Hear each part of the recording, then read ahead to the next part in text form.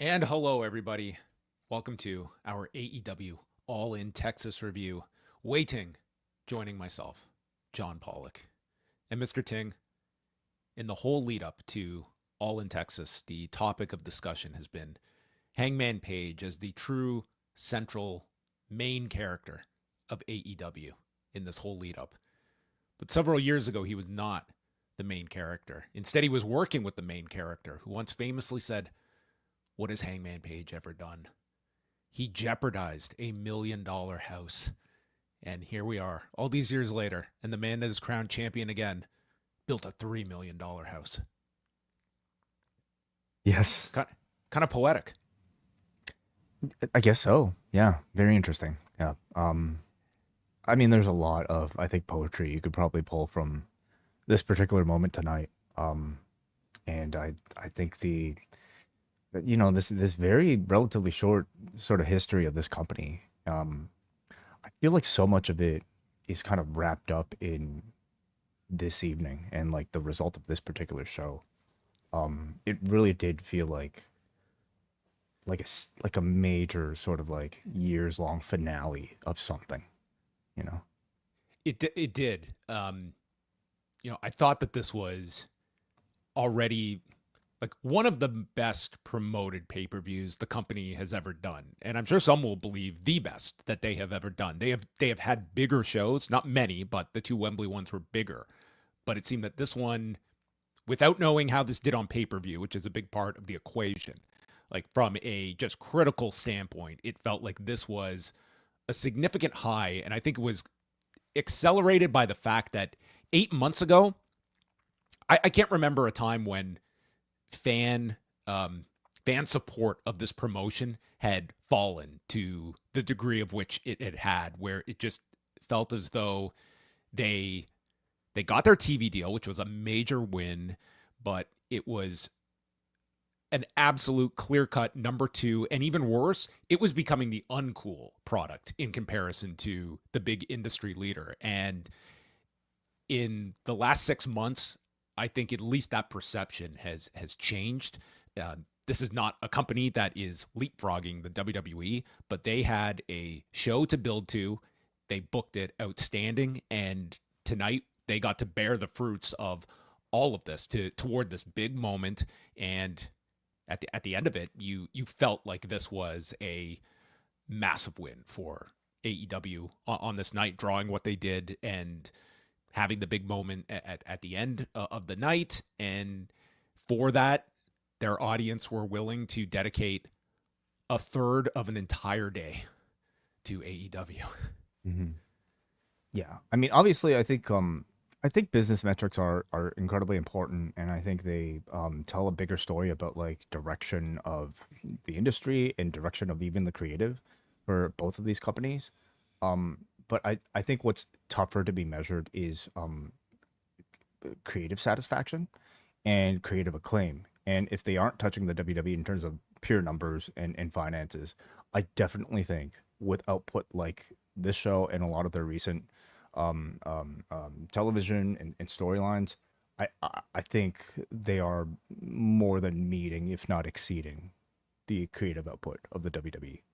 I don't think it's a debate. I think that this version of AEW, and for most of this year, I think it's leagues ahead of WWE when it comes to the creative direction overall. We haven't seen anything close to what was built up to tonight with Hangman's win. Not since Cody winning a year ago, when WWE creative was properly applauded and such. Mhm. And WWE has the chance this year, like they can compare. Like we saw the Sting retirement last year. We'll see how they land things with this Cena retirement at the end of the year, Well, that they have several more months. Don't forget Goldberg in a few minutes, John. Goldberg is going to retire within the next hour, as we are going to miss that. But yes, we are going to get into All in Texas. For those that are tuning in here for our show, we are going to be back again Sunday night after Evolution to review both that show, and we will go through Saturday night's main event on Sunday. I I cannot fathom watching any more pro wrestling than I have today. And with all that said, I'm not even worn out from this show. But I have spent the better part of 8 hours in front of this screen while watching wrestling. As a runtime, it exceeded, I think, both of our predictions. I thought, like, the question we were was, thinking maybe it would cut into Saturday night's main event. Dude, it went up against the first hour of Saturday night's main event. And myself, what I'm thinking of is the Programming Insider for the network shows always have the half-hour breakdown. So I'm not saying we'll see an effect, but if there is one, we will get to see if there is some bit of a spike for Saturday night's main event at 9 o'clock. If that first hour, I mean, for the very least, I'd be curious what your timeline looked like from 8 till 9, because mine was just filled with, I would say, 95% AEW. But I don't have much of a timeline other than like the people who work at Post Wrestling. So I don't know if I'm a great gauge, but yeah, like I don't see many people that are sort of in our circle tuning out of the culmination of AEW's several years to watch like the undercard of Saturday night's main event. And yeah, like let's just kind of like just sort of like rewind here and think about just how we even got here. Okay, so All In is happening on this date. WWE wants to counter it by doing a Saturday night's main event. We presume because this was a night show. AEW had booked this for the evening. This was going to be an evening pay-per-view. Yeah. WWE announces Saturday night's main event. AEW moves it to the afternoon. Great American Bash falls out of the sky to go head up with AEW. And then they announced the addition of Evolution on Sunday night, which was reportedly originally it was earmarked for last weekend in Uncasville, Connecticut. So we went from WWE attempting to counter AEW to AEW dragging its show so long that it ended up countering WWE with its main event, which I don't know if that was ever the intent, but that was ultimately kind of what happened. And I'm very curious to see what the ratings results may be, if any. Yes.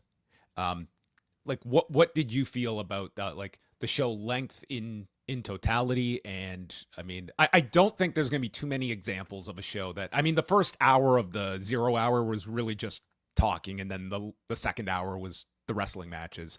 Yep. But we still had like a 6 hour pay-per-view, excluding 0 hour. I think like you and I might be some of the first to like complain about shows being too long.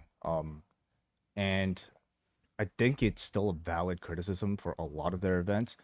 I do also understand like the fact that he hasn't changed yet up until this point. I think probably suggests that he's probably got some sort of data to back up just why these shows should be this long. You know, we're offering this much, like this is how much you're getting for the amount that you're paying, that we're asking you for every single month. We want to have it so that you feel more than full for what you're paying. I understand that. But as a satisfying sort of experience, I always gauge like both my own sort of energy levels, but mainly the energy level of the crowd towards the end of a show. Again, I'll be the first to complain about that when shows are too long.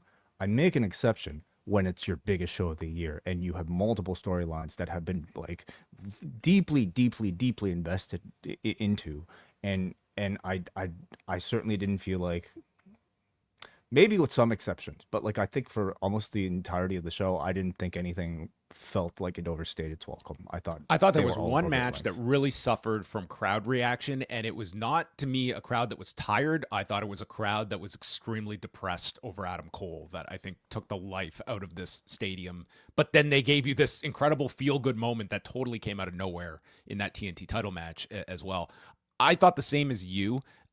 I know a lot of people could make the comparisons that, you know, WrestleMania got to be this point where it's the biggest show of the year and it just got to be too long. Mm-hmm. And I certainly felt that way when you and I went to WrestleMania 35 at MetLife Stadium. And it was a show that just went so long that by the time they got to Ronda, Becky, and Charlotte, this was an audience that had just been exhausted from what they had watched. And that was my inclination of moving this potentially to 2 nights and being in favor of that.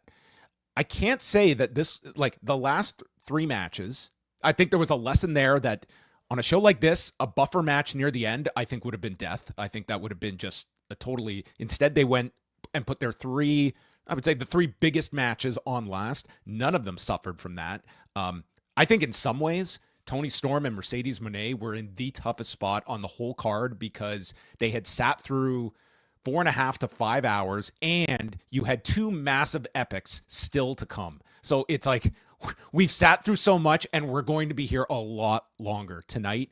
And I feel when the match started, that might have been the hottest the crowd was when that match began. Like, they saw that as almost an equal to the main event, and that audience was there for the entirety of the Texas Death Match as well. So, I mean, it's your question could be, as these shows are of this length, they have the roster they could do 2 nights. Would they have the business mindset to do to look at, doing 2-night shows in the future? But I would not say at the end of this show was I feeling that the length harmed it, because they ended it with, to me, like the biggest moment of the whole night, and I didn't feel the length took away from anything. And I think that's going to be one of the big moments of the entire year, is the finish. And they had a unbelievable match to cap off what was a pretty excellent pay-per-view. There's little to suggest to me that Tony Khan would not be in favor of doing more shows if he could sell enough tickets to enough nights, and if there's enough audience demand.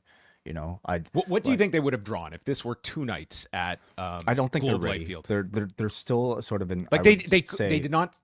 The argument here would be, obviously, like, they did not come close to selling out what this could hold, but you still did in the neighborhood of 3 million. We'll see if Tony Khan gives the actual gate figure, but they said they were closing in on 3.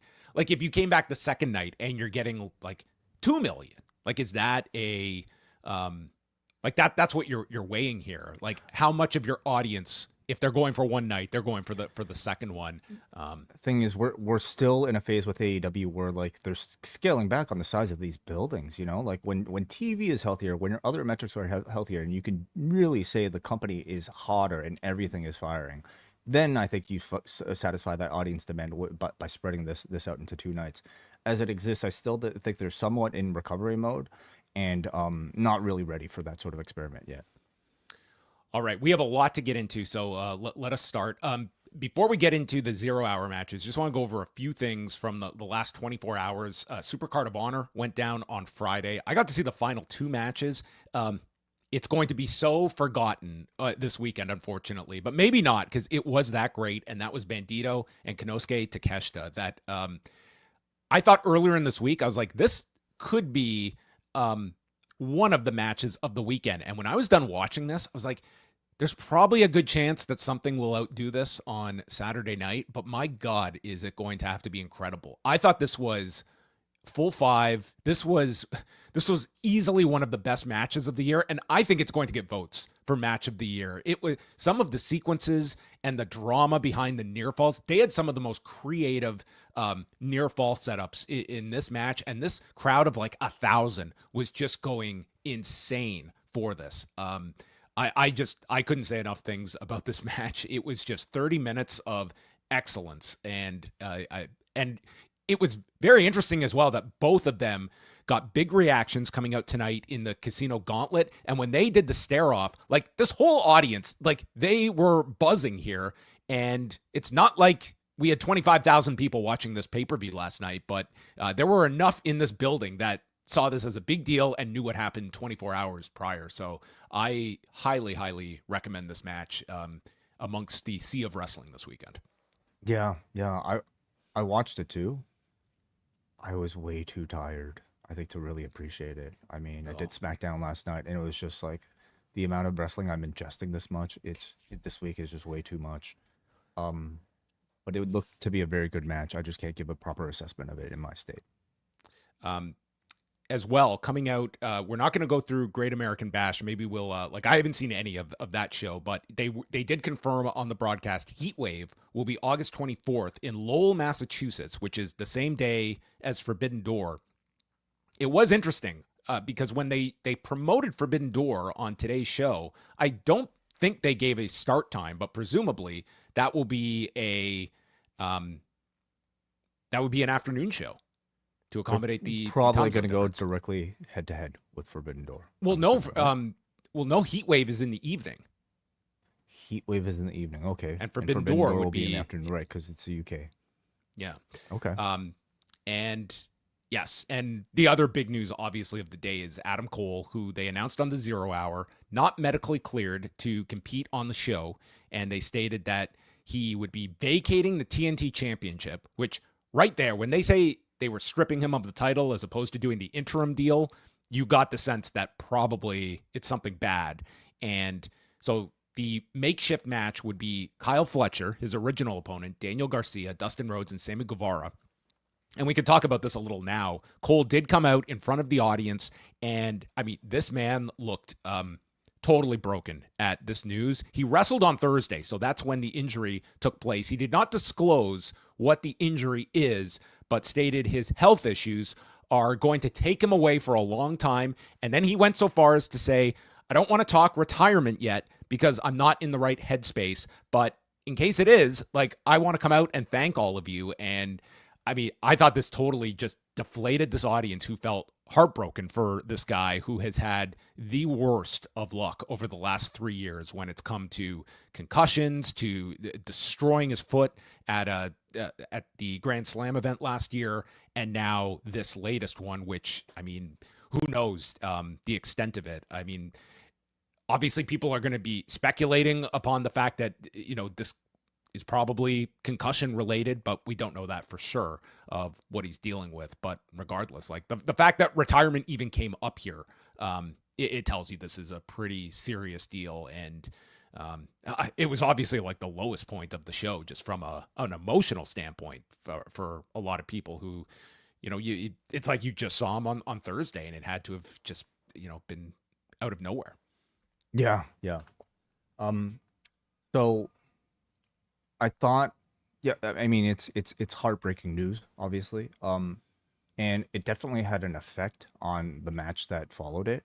But I'm also really glad we got this moment on TV, because I think they very well could have said, hey, like, just sit this one out. You're not going to appear on screen. Like, you know, enjoy the show, like, in the back. But they chose to have Adam Cole come out and give this speech to the audience, vacate the title. And I thought it presented like the most real moment on the entire show.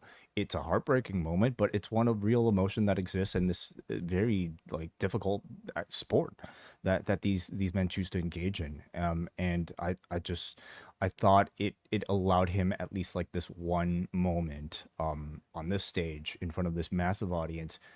I don't want to say last, but you know, like, could be for him to connect with the crowd. And I'm really glad we got that on the show. And you know, I'm really hoping that whatever this is, it's not the last time we'll be seeing him in wrestling, because he's had such a bad several years, you know. And that's only from what we're seeing. There's so much that I'm sure is going on with him mentally through all of this that we will never see and we will never understand. And that's about to get only worse for him right now. So I really hope he's got a good support system. I mean, at the end of this, I think we all just wanted to give this guy a really big hug. So I mean, I hope it's not the end of his career. But in either case, I mean, I hope he's okay. You know, like, we've seen this guy just go through his ups and go through his downs, and there's been a lot of downs lately. You know, compared to 2 years ago, main eventing this show, to now possibly having to announce a retirement. I mean, it's difficult enough not being on the biggest show of the year. I'm sure that's way worse when you've prepped as much as you have for this particular match, only for that to be pulled away from you. Who knows, like, what could be hours, could have been at least a day or two, you know, prior to this. Heartbreaking. And on top of that, the way if you watched on the 0 Hour when Renee made the announcement, I mean, either they were like the best actors possible, because it sounded like Jeff Jarrett and the panel here were hearing this for the first time when Renee said it. Like, I'm sure this was kept very quiet, and like their reaction was just like of shock that they were hearing this. Yeah, my only suspicion about whether or not they might have known this prior to like a few hours before is the fact that they had this Ian Riccaboni voiced video package hyping up this four-way that they aired before the match. And I'm like, at what point did you create this video? Could it have been in the few hours since this was announced? Well, I'm thinking more like, did they have the heads up, and did they tell video team Ian Riccaboni, hey, prep a video like this in case we have to pull Cole out? I don't know, but Whoever had to work on it probably didn't have that much time to work on it, and so that really surprised me. Well, listen, this happened on Thursday. It's like, I'm sure they were probably like coming out of Thursday. Okay, he's banged up. We'll see Friday or even Saturday. Like, I'm sure they were waiting until the drop dead date hour to be able to officially pull him from this show, and if he would be able to or not. It's, again, like, we don't know the specifics, and it's very hard to gauge like how bad this is for him. And obviously, I'm sure he's just a bundle of emotions from all of this that It's is completely fresh. You can see it on his eyes. He's bawling his eyes out. well, that's why when you throw out retirement, it's like, maybe that is, sometimes we've seen this with fighters where it's like they have this loss, and it's this they say something in the cage, and it's just so fresh. Like, again, we don't know what this could be. Very severe given his history and all of that. Like, it's you just don't know. Just maybe, so we can maybe like just talk about this just a little bit more. But like, can you imagine how difficult it was for Toni to tell that news to Adam Cole? In the back, to tell him that you can't wrestle on this show. Like, can you imagine? Like, I have to think it's like this was probably a case where like Cole probably was willing to be like, just let me wrestle this last match, just let me have this one, and they still couldn't let him do it. And like, how tough of a moment is that for all of them involved? I would say that would give me a lot of confidence in a company that would because in another era he is wrestling that last match. It's like I'm glad we're at a point now where even on, like, granted, it's not the main event of the show, but this is your biggest show of the year. This is one of your champions, and there's probably a lot of promoters in history that would not have thought twice about just get the match in the ring. He drops the title, and then we deal with that problem. Yeah. So a lot to go through. The 0 hour, again, the first hour was a lot of just preview pieces and interviews, but I thought a lot of them were really well done. Like, you had your panel of Renee, RJ, Jarrett, and Paul White. We got a chart for the Texas death match that felt like the local like arts and crafts team put together. This felt like something out of Memphis Wrestling in like 1990 as they were putting this together. So no pinfalls, can only end with a 10 count or a submission. And then it was the return of Ride Along, the Jon Moxley, Renee Paquette edition, on their way to Texas. And Renee trying to make sense of why Jon is doing this. Renee's usually very good in these settings, but Moxley was the star here. He was amazing. I am at such peace. This guy can't do shit to me. Of course, there's a chance I could lose. I could get struck by lightning. And he also made some radical turn near the end of this. I mean, the guy's like a one-arm steerer as well. Very impressive stuff. I enjoyed this segment a lot. And there's no one else that could have conducted this beyond Renee. I couldn't have seen Josh Matthews or Arkady Ora doing this with Jon. I thought it was a neat idea for like a different type of interview, and like they've kind of danced around this Renee Moxley relationship enough, and I feel like they've handled it pretty well, considering how potentially awkward it all could have been. I think that their prior instances have been dealt with pretty well. There's really no other way to do a Renee Mox interview without acknowledging this sort of connection. But the vibe of this one, I have to say, I didn't really enjoy, in particular being so close to the main event of the night. For one thing, I know the man's a father. I know he shares a child with Renee, but seeing Mox in such a dad-like situation does take driving is a dad. Driving in a compact SUV with a child safety seat in the back. It's just, I never thought the Death Rider. Well, it's not like it's a secret that he's a father. It's not a secret, but it's also, there's something about perception, and I think how protective a Jon Moxley typically is about looking like he's just a killer. This is the same guy who's like, like willing to bleed at any single second. It did for me slightly take the edge off, and I'm just thinking maybe more so like an old school professional wrestler, where I don't know if I necessarily would have went with this particular setting so close to the main event. Oh, well, I enjoyed Moxley in this segment. We also had multiple Jim Rosses on this show, as Mayor Jim Ross also stopped by. We also heard from Steve Buchanan, DraftKings network content specialist. I apologize, I skipped through all of this. And many other people stopping by. Josh Matthews made his on-screen debut for AEW. Did an interview with Swerve and Ospreay that was really well done. Like, you had Swerve and Ospreay. Swerve looks at Ospreay like, what have you gotten me into, basically? And Ospreay is saying, listen, in the chance that we lose, I'm shouldering this and I will make it up to you. And Swerve just laughs. He's like, no, I agreed. We're in this and we're going to do this. The franchise and the feeling. And this felt like a much more realistic interview where you got you just got a lot more depth out of this. And I thought Matthews was also very good in this segment. I mean, he was not someone that I've always thought was the greatest in these types of roles, but I thought the segment worked really well of just trying to establish these two as much more than just a tag team that's come together recently. Yeah, I love the vibe between these two. I think in this sort of capacity, I think they're both very capable actors. And in the short amount of time that we've seen them on screen together in AEW, I think they've already been able to really convey that strong brotherly bond between the two, which probably more accurately reflects their real life bond. I mean, they tell us like they've never spent much time in notable on-air promotions together, but they have known each other for over a decade, as they repeatedly convey. But you also believe in that through just the way that they talk to each other and the way that they are able to interact with each other. So I mean, obviously, after tonight's result, but certainly even after this segment, I was convinced that they were going to continue beyond All In as a team, and I'm looking forward to more. Well, they got a name here, the franchise and the feeling. I'm hoping that's more of a nickname than an actual name. Okay. First match, Dustin Rhodes, the 56-year-old, now tasked with double duty on this show with Sammy Guevara and the Von Erichs, Marshall and Ross, and they are joined by Kevin Von Erich, who, I mean, you can just book this guy in Texas every single year. He's going to get a pop this many decades later, taking on Shane Taylor Promotions of Shane Taylor, Lee Moriarty, and the Infantry.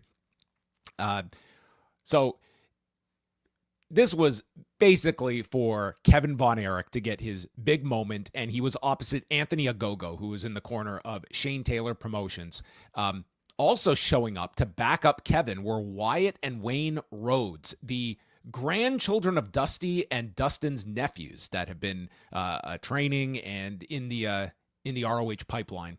So Dustin hits a crossroads, but Shane Taylor Promotions, they're in to make the save. And then there's a 4-way iron claw spot. Ogogo gets into the ring, so Kevin enters after earlier being bullied by Ogogo. He puts on the claw onto Ogogo, who goes down, and we get a 5-way pin at 7 minutes and 15 seconds. I will state this, that, Dustin, I was like, man, this guy's got to do 2 matches on this show.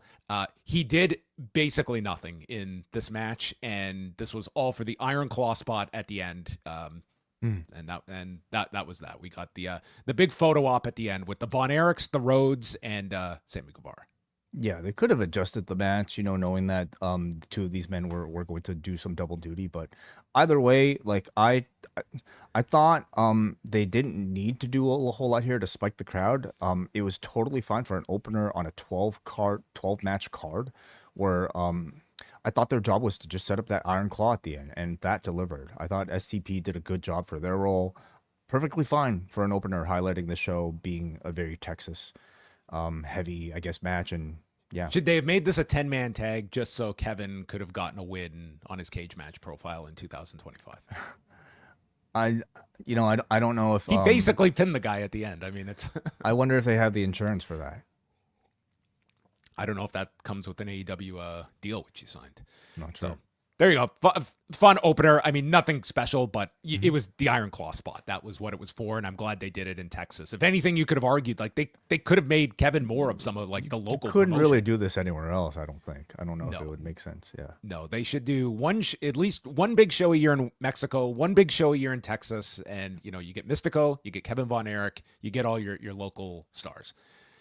Lance Archer, Hechicero, Trent Barretta, and Rocky Romero against Kyle O'Reilly, Tomohiro Ishii, Hologram, and Braden's buddy, Big Boom AJ. The dream team of Ishii and Big Boom AJ coming together on this 0 hour 8-man tag. Dude, Hologram had some major issues with Hechicero throughout this match. Early on, like, he had some timing problems, and then he goes for this tilt-a-whirl head scissors that he didn't get the legs around the head of Hechicero, who pretty much had to hold on to Hologram to roll and save it. And it was like Hologram, it was his mission. I've got to hit this tilt-a-whirl head scissors on Hechicero. And man, he tried it again. It was even worse the second time. The big heat in the match was Big Justice and Rizzler at ringside, and Trent comes and just pie faces Big Justice, and this crowd is livid at this. This Big Justice, he's like, look at this. He's eye to eye with Rocky Romero. Unless he was on his like tippy toes here. I mean, I think it speaks more to Rocky Romero than Big Justice. But I mean, maybe for his age, he's tall. Yeah. So down goes Big Justice, and Ishii and Archer are tagged in. There's a vertical drop onto Archer, and then AJ comes in, and we see a series of spots here. Romero gets a military press to the floor, and then Ishii and AJ double team Trent. Archer returns and gets hit by a diving Rana from Hologram, who finally, on like his fourth try, tilt-a-whirls Hechicero out of the ring and a diving swanton. Big Justice comes in and spears Trent, hugs his father, who proceeds to hit the power boom onto Rocky Romero for the win. So we had elder abuse in the opener, child abuse in the second match, and they got their comeuppance later on. So everything you'd want in a 0 hour. Yeah. Exactly. Yeah. I thought this was, yeah. Well, was there something else? Nothing. It was just both matches as well. We got like the the end of the show big pose for the crowd as well. Taking. I thought this was another banger from the Costco guys on the 0 hour. I mean, I think they're a perfect 0 hour act because they're just fun. You know, like the guy does a ton of local press for the event. I think he's a good enough wrestler to make these spots work. And they don't take up any real estate on the main shows. There's nothing to complain about these guys. Nothing. Like to complain about their role on the 0 hour. They're not meant to be a selling point of the pay-per-view itself. You're not being charged for the match. They're like a wonderful free appetizer to the main course. You know, they're like the bread and butter you get before your actual dinner, but it's really good bread and butter. They're the double chocolate chip cookie you get for free, okay? Because you've been waiting too long for your seat at the table. They're not why we're here, but they make the experience more enjoyable. So I thought they like really did a good job of playing up the sort of absurdist appeal of seeing Ishii with Big Boom AJ. They kind of linked the two in like almost like a little sort of double team scenario. So I want to see more of that pairing in the future. They mentioned that fans have come from all 50 states and 29 countries, according to Excalibur. I want to know who were the representatives from Alaska that made the trip down to All In, Texas. That wouldn't be a different country. How many? All 50 states. 50 states, 29 countries. I don't know. I'm not sure. Final match of the 0 hour. It's the rematch from last week's collision between FTR and the Outrunners. The Outrunners in new tights in the style of Newport cigarettes. Yeah. I don't even know how you brainstorm that. Like, hey, I've got a great idea for our new tights. Cigarettes. I mean, is this are Newports like a really big 80s thing? You know, is that part of the reason? I'm not up on cigarette culture, but I would imagine it's more of a throwback brand. Really interesting. Okay. Dax seems like he would be more of a Marlboro guy. Right. Just based purely on look. Maybe. They had the heat on Magnum for quite some time, and it's just FTR cutting off the ring, doing all their great kind of tag work. There's a rocket launcher on Magnum for a 2 count, and then they make the tag, but Paul Turner didn't see it, so crowd's livid. Son of a bitch elbow onto both men is made after the tag. Floyd avoids the shatter machine, and then they hit the total recall onto Dax, and Big Stoke yanks Floyd off. And as Floyd goes after him, gets caught with a roll-up by Dax, who uses the rope for leverage, and Stoke holds him down as well. 16 minutes and 10 seconds. FTR get the win, and I don't know if you caught this, but FTR go to the floor, and Cash gets into it with this fan in the front row who's wearing a Bullet Club shirt, calls him, "You crazy motherfucker." And the guy informs him, I got this shirt last year. And then he said, well, that makes you even more of a dumbass. I thought he was more referring to his neck tattoo. Oh, I thought it was the Bullet Club shirt, but I could have been wrong. I don't know what the neck tattoo said. Well, no, it was just like a neck tattoo, you know. What tattoo design could have gotten such a reaction out of Cash Wheeler? I think just the idea that that person got a neck tattoo. I don't know what this fan was. He seemed very bothered by this fan. I was trying to. Well, it probably was more than just the neck tattoo. Like, I don't know what this fan was heckling at him, but man, like, probably playing heel and driving it up a little bit. But man, Cash got, he's probably looked like he was close to blows here with this poor fan. The match was not as good in quality nor reception as the Collision match, which by this point I think has been talked about a whole lot.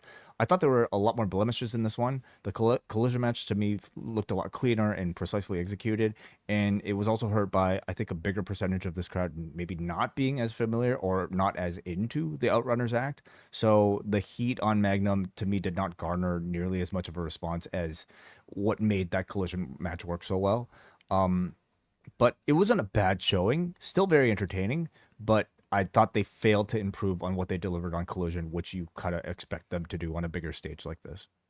Yeah, it was, you never got the sense the audience was like really behind the Outrunners to pull off the upset here.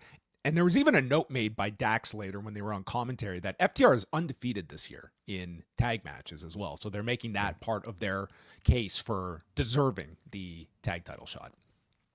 The show proper opens up with a video to the song Pride by the Manchester Orchestra before we transition to All In's favorite group, Bush. And we get the first of many renditions of Machine Head to take us into All In, Texas. Were you ready, Way? I was breathing in, breathing out, breathing in, breathing out. Opening up the show.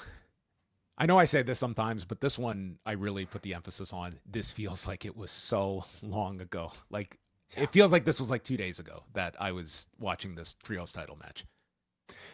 You've lived a lot since then. Yes. Mm-hmm.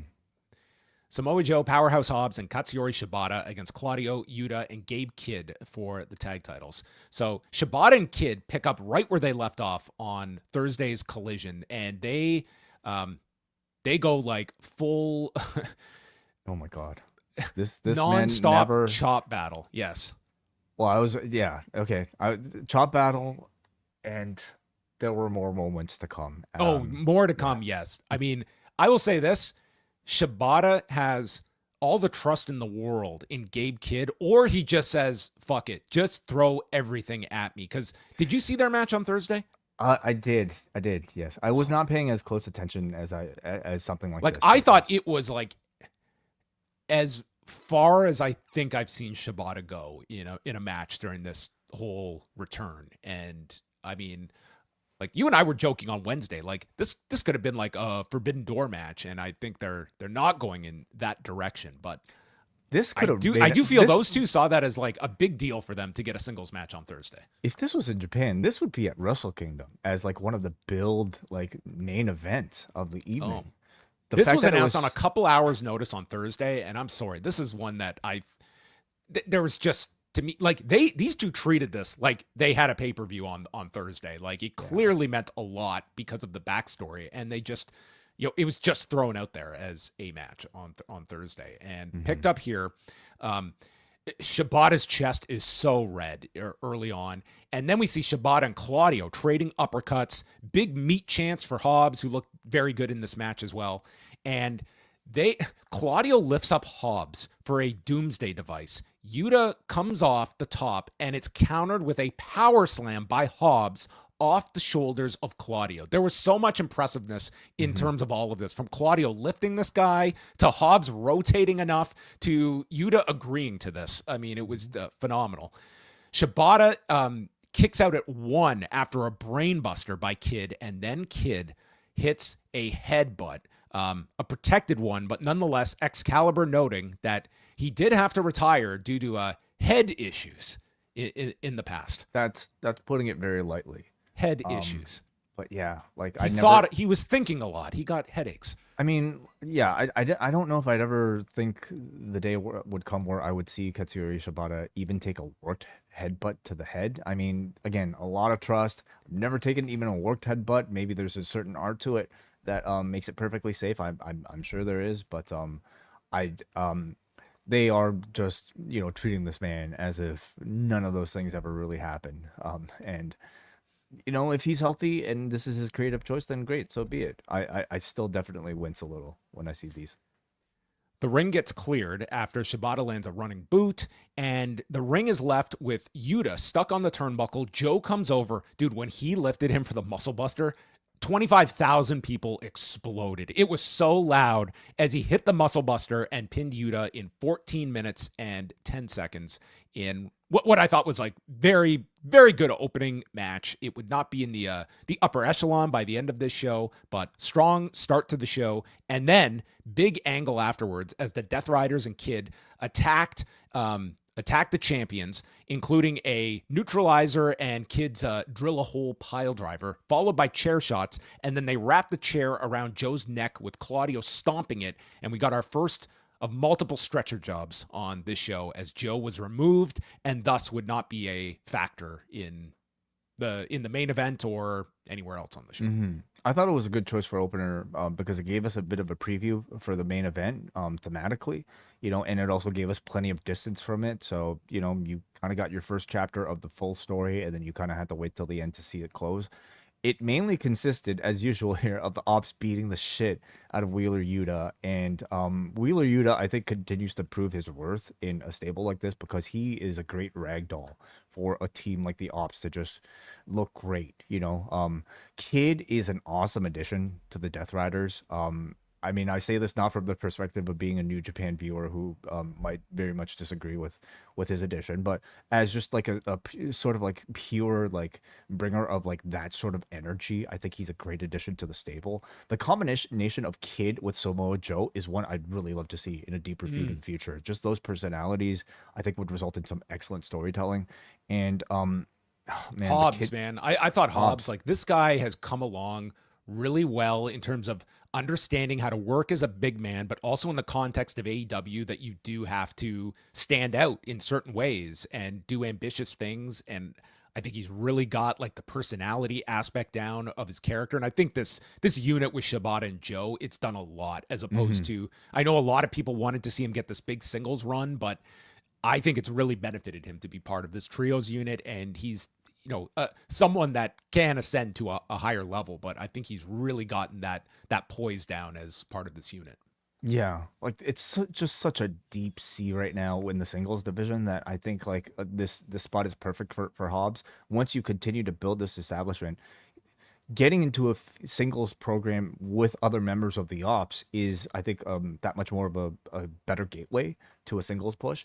In the interview that he did with Davey, was it Davey that he did? Yeah, anyway, it was either Davey or Braden. I think Davey did that one. Davey did that one. Yeah, he spoke about like his relationship with Hook, who obviously it was his replacement in the Opps, but mentioned how in Team Taz, Hook was like sort of a little brother to him. And so that's a threat that they've yet to explore because we don't know when Hook is set to make his return. But there is sort of like a ready-made storyline for him already. And you know, I think that sort of like connective tissue is probably a lot more required before fully investing into somebody as a single star. Would that make Taz his father? A stepfather, maybe, or adopted at least. We then had the men's casino gauntlet match with Briscoe and MJF starting things out. MVP would be on commentary for the duration, and MJF immediately goes for the schoolboy roll up, and Briscoe kicks out, and it's MJF going for multiple covers, and then starts just mocking Mark, thrust his groin right into his face, and then Briscoe fires up, and MJF could not eliminate Mark Briscoe and win the match before the third entrant, which would turn out to be Ricochet, who forms a pact with MJF working against Briscoe. The fourth entrant was Bandido, who got a huge reaction. Excalibur says he might be the best wrestler in the world this summer, and this will be a constant reoccurrence throughout this match. but it felt like everyone was over when they were coming out. Like we had some surprises here, but they were guys like from the roster. It's like we weren't going back to legends or someone from another company that you haven't seen in years. It was pretty much like your AEW performers, or by the connection CMLL. And it just felt like everyone that came out, they got like great reactions for the most part, some louder than others, but there wasn't a whole lot of indifference for some of these entrants.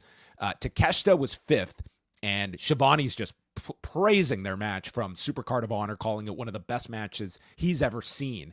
And this is where we get the showdown of Bandido and Takeshita. The crowd immediately, zones in on that, and MJF cuts them off, and he's calling for the mask of Bandido when Mystico is out 6th, and he comes out, and somewhere here, I don't know if they were just on different pages, but he sprints to the ring as Mimuero is playing, and they just kept the song running because I think they wanted it to play for all it was worth, and Mystico basically has to wait, and then MJF had to wait too. That kind of made things awkward, So yeah, I don't exactly know why he darted out there.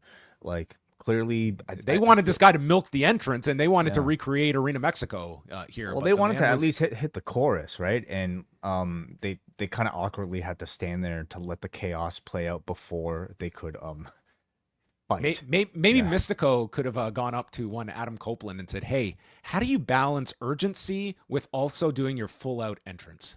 What would you suggest?" Right. It's like, there's no such thing as urgency in professional wrestling. Okay, you milk that pop for all it's worth. Okay, he gets not much of a sing along as I think by this point we probably expected. Really at this point, like it's not to say you shouldn't play that song with Mystico, because it definitely still elevates his star power that much more hearing that song with him. But nothing will match Arena Mexico. They've set the bar very high now for Mystico entrances. He did get La Mystica onto MJF, and MJF is about to tap when Briscoe runs in, grabs the arm to put MJF in a Fujiwara, and is saved by Takeshita. 7th is Josh Alexander. 8th is Anthony Bowens, who is firing off on Josh Alexander and Takeshita, and then yells, quote, "Suck my fucking dick." At both of them. Mm-hmm. And then it got weird because they both did. It was so odd. No, I'm just making sure Wade's listening.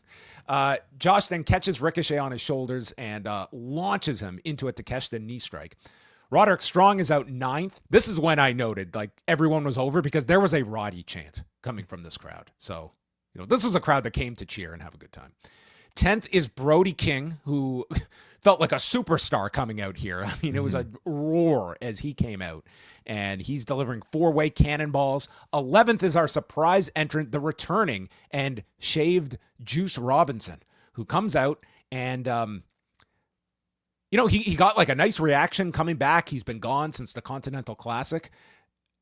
I do wish this man had maybe contacted like the Hurt Syndicate or Jet Speed and said, "Hey, who's your gear guy? You have any?" It's like, I'm coming back to have the most generic looking outfit possible. I'm thinking black singlet with black pants. Yeah, Juice, that sounds awesome. Really gonna stand out.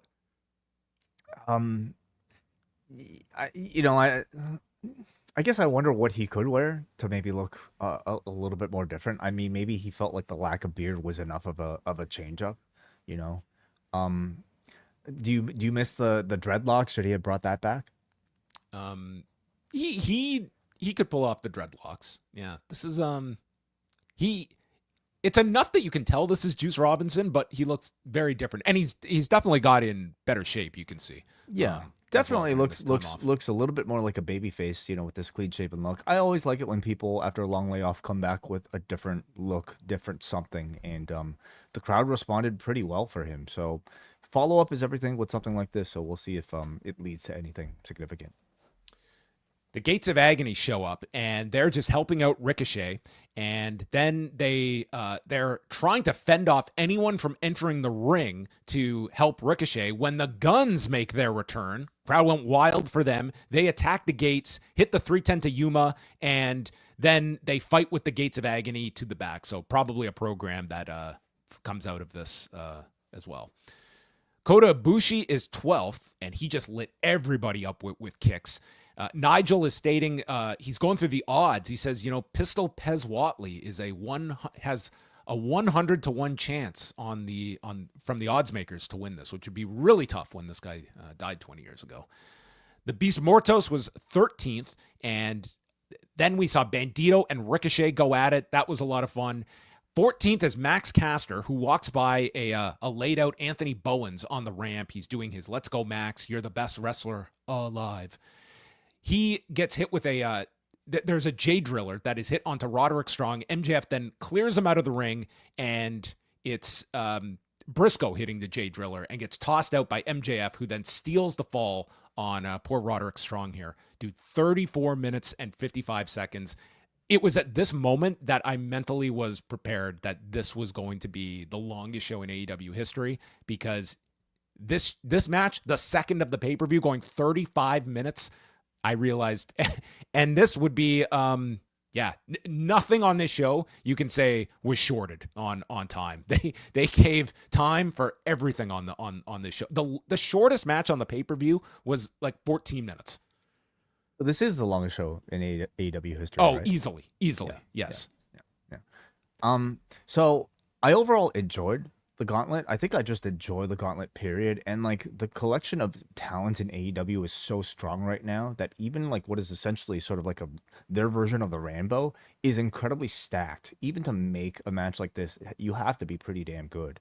Everybody here, it has some sort of pedigree, attached to their entire careers. I thought it started off really strong, but I did feel, to me, it's slowly losing some momentum towards the end. And when you tell me the length, maybe that accounts for some of it. I thought after, like, in particular, maybe having, after getting Mortos out there was a lot of activity, a lot of activity, almost to the point where you think, oh, okay, have they run out of entrants? And then to have number 14 be Max Caster, of all people, to me was a bit of a questionable final entrant with all because I think after all that build up, you're expecting somebody bigger, and Caster didn't even come in with that significant of an interaction with Bowens. Bowens just kind of held his leg on the apron, and that was kind of it. So I thought the way it ended was somewhat questionable, but I mean, there were some very real highlights in this. Notably, I think to me, the huge reaction for Bandido and Takeshita, which tells you word travels really fast. Like when you have a really hot wrestling match, that's a match of the year contender, and makes me wonder if most of the people that were chanting actually had seen the match in the past 24 hours. I like seeing Takeshita and Alexander team up together to clean house. Brody King, Bandido, and Mortos, I thought also got some really great reactions as standout talents that you would hopefully want to see, push further beyond this.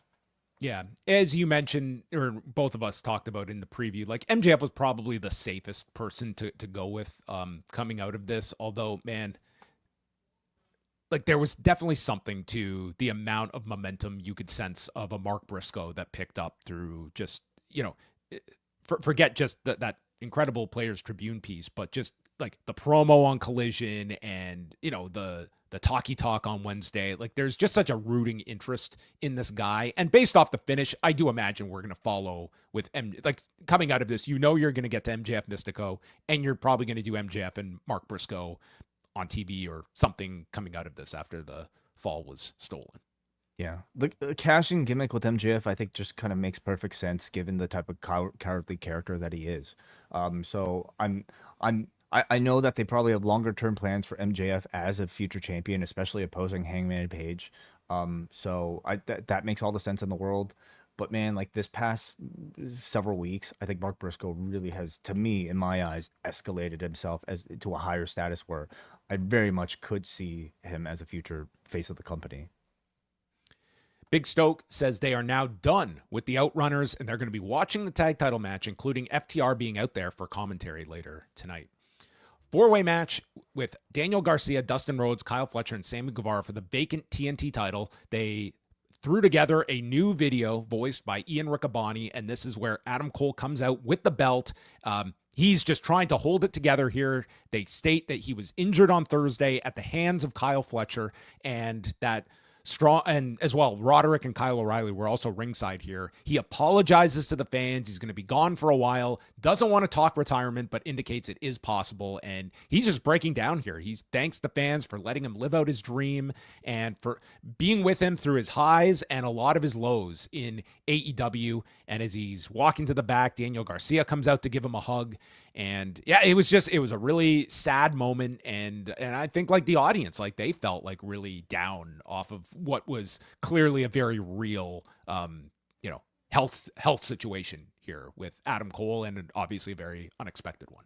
Yeah, again, I wouldn't change this for anything. Like, yes, it brought the crowd down, but I also thought like this was one of the most real moments of the entire show that I was very glad to see like was included here. Now I think what is notable is that according to Braden and Davey, like they did not mention the change in the card earlier before this. So for a lot of people, unless they were like scrolling online and texting their friends, they wouldn't have known about Cole being taken out until this moment. And I could see maybe that being that much bigger of a shock for many people without having had the sort of extra hour or two to process the news, like maybe most of us at home. I guess 0 Hour didn't like run like the audio then in the building, like when the panel was talking. No, I don't think. I guess it's like broadcast. I guess, yeah. I mean, your other thing would have been like Justin Roberts like announcing it at the beginning of the show, or even like a dark segment where they just make the announcement. But yeah, Tony Khan did post the video, but like how many people are like watching that in arena, right? So yeah, So they note that this is the third match in less than 24 hours for Dustin Rhodes and Sammy Guevara. And Guevara and Garcia are each doing their pose and dance at the beginning. There were double figure fours by Garcia and Fletcher, but then they were reversed over by Rhodes and Guevara as Garcia and Fletcher start slapping one another. Dustin catches Fletcher with a Canadian Destroyer and a Crossroads for a near fall, and they set up Fletcher for the unnatural kick, but Garcia wants to do it, so he hits Fletcher in the balls. Then Guevara does it, and then they build up for Dustin Rhodes. So we got 3 unnatural kicks to Kyle Fletcher. In another era, this guy would have been out for 6 months selling this. Yeah, natural kick. Yeah, that's a lot of shattered dreams here for Kyle Fletcher, but he would recover. Guevara then misses Daniel Garcia and accidentally super kicks his partner, Dustin Rhodes. He manages to hit Garcia with the GTH, and Rhodes breaks up the cover, and Guevara and Rhodes look at each other, and Rhodes has to explain, "This might be my only shot." And the Dragon Tamer is applied on Guevara. Kyle pulls him to the floor for an apron bomb, then dumps Garcia onto the apron. Dragon Tamer is applied onto Dustin, but Dustin counters Garcia into a small package and pins him out of nowhere in 15:45. And probably what did you think, Wai? Because I think most thought like Dustin was the furthest in terms of likelihood of winning this title. And I think most just assumed this would be a layup to go with Kyle Fletcher to win the title. And instead, they gave you this totally unexpected feel-good moment that was just, it worked so well in the stadium. Like, this is Dustin's first AEW title that he's won, and now he's a triple champion with 2 belts in Ring of Honor. Belt collector. Dude, between him and Mercedes, they have a J Crown together. Yeah, 3 belts, Dustin here. Yeah, I thought it was pretty clear that like the only reason to do Kyle Fletcher versus Adam Cole would be to like coronate Kyle Fletcher on a big stage with the TNT Championship, just given like the tremendous year he's had and just how good he is. And if anything has changed as a result of Cole being taken out, it's really unfortunate if like Fletcher had to kind of not win here on this stage. But I also think this was really a brilliant booking decision. This crowd is like sad as hell after realizing Cole isn't there. To counter the sudden disappointment, you give them the sudden shock of Dustin Rhodes winning his first AEW championship in Texas on the biggest stage. I thought it was great booking. Obviously, not enough to counter the very sort of like muted reactions throughout the entirety of this match, but I thought it let people leave the match happy. And I thought it was smart. And this also does not delay Kyle Fletcher's career at all. I think ultimately he still ends up with this TNT championship. But now he could get way more out of beating Dustin for this belt after you've done this versus him winning tonight. And it's let's be honest. Like I don't Kyle Fletcher winning in this same match.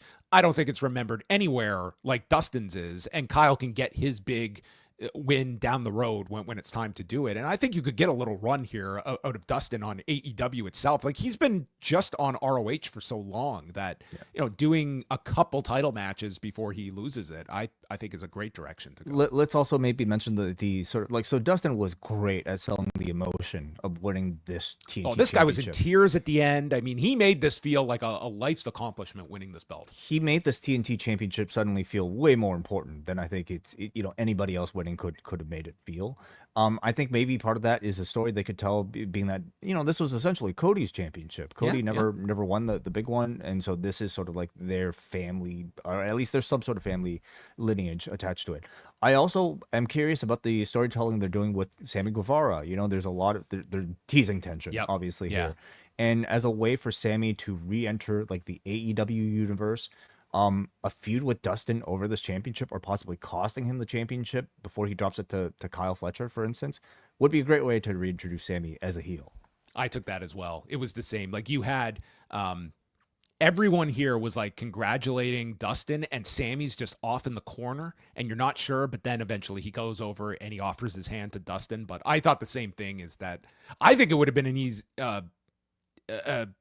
interesting way to go about it too, had he like just caught Guevara out of nowhere, and then it's Guevara like the same thing afterwards, where it's like he's frustrated, but ultimately he shakes hands, but it's planting the seed for something. But they got to the same place here as well. So I thought this was a perfect example of something like you're given this curveball with Adam Cole, and you took a lemon and turned it into lemonade with this, and you ended up producing like a real standout moment on this show for this crowd, and for something you can get at least a short-term run out of, if not longer. I mean, the guy just signed a 6-year deal. So, I mean, we're talking about this guy like as if his career is going to be over, but Dustin's just going to keep going.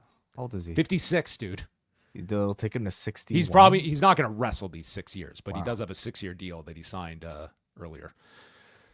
All right. And Wayne and Wyatt Rhodes were a lot of Wayne and Wyatt Rhodes on this show. I believe they were calling themselves the new Texas Outlaws. Mm-hmm. Yes. Right. So, are they signed or something? Oh, they've been in their, I believe they've been in their system. Like, I believe they're signed. Oh, yeah? Okay. Mm-hmm. Young Bucks against Will Ospreay and Swerve Strickland. Midway through the show, we had a Assassin's Creed style, sponsored, I should say, entrance for Ospreay. And it looked cool. And then it was fine. But we've seen Ospreay do this sort of thing, like these sort of Assassin's Creed tie-ins, I feel like several times. And I don't know, wasn't that inventive. It just kind of felt like an ad to me. That's not personal, it's business. That's not personal, it's business. That's okay. Are you gonna loop it to really make a point? Yeah, well, sorry. Imagine being like forced into like a room with that on loop. Like only Mark Shapiro quotes on loop. Like imagine that torture. We're confident and bullish about where that's going. Let me just stop you, because there was a recent YouTube comment where somebody said, "John, those clips of WWE execs isn't as funny as you think it is." Oh man. I blocked that guy from ever commenting on our YouTube channel again. I could not disagree more. And they're more funny than even I think they are. I could give a shit less. They make me laugh, and that's all that matters. Yeah. You know what they say. The customer's always right, except when they're wrong. But then, move aside Assassin's Creed. We got JoJo Offerman in the house, performing Shaka Khan's Ain't Nobody. Yeah. As if this wrestling universe could handle another Khan. We got it here. I mean, how did they even come up with this? I had so many questions here. Yeah, I mean, obviously, like, they could have just paid. Tony could have just, well, he did pay for some rights here, I'm sure, but he could have paid for the recording, and we could have had Swerve come out to it. It might have generated like some reaction from people. but it was obviously way more meaningful having a live performance. And you had plenty of actually other live performances on the night as well. We'll get to them. And to have it from JoJo Offerman, like somebody who we really have not heard from other than, like, I guess, just anything to do with Bray, certainly not in a performance setting, I thought made it extra meaningful. Now, I don't know if this necessarily came across the people live, because I don't know if, like, they could see the key for JoJo Offerman there. But certainly, like, seeing the widow of Bray Wyatt perform on a big stage like this, I thought that made it extra special. Yeah, so this leads to Swerve's entrance with Prince Nana. But then, taking the cake, the founding fathers, the Young Bucks, walk out, and I'm not kidding. If you have not seen this show, I am not making up any of this. They proceed to enter a makeshift boat that transports them down to the arena ringside as Justin Roberts reads the following. We find ourselves engaged in conflict, born of desire, power, and tyrannical control. And for this, we cannot stand. We will not tolerate the greed of men who wish to tarnish this sacred ground of pay-per-view with head-to-head competition on Peacock. We are better than those that dare encroach and claim what was founded based on the pursuit of liberty, of mind, body, and soul, and the best professional wrestling in the world. We declare there is no room for the evil desires of others if we wish to protect the inestimable privileges for which we have been so long contending, which we have pledged ourselves never to abandon. We must fight. I repeat, we must fight. Wow. Amazing. Thank you for transcribing all of that. This was as direct a message at today's head-to-head battle. Yeah. I wonder who wrote it. I mean, I wonder if it was them. Probably Matt and Nick, I would think. I wonder, yeah. Yeah, like, did Toni or have a ChatGPT. hand? It could have been that too, yeah. Yeah.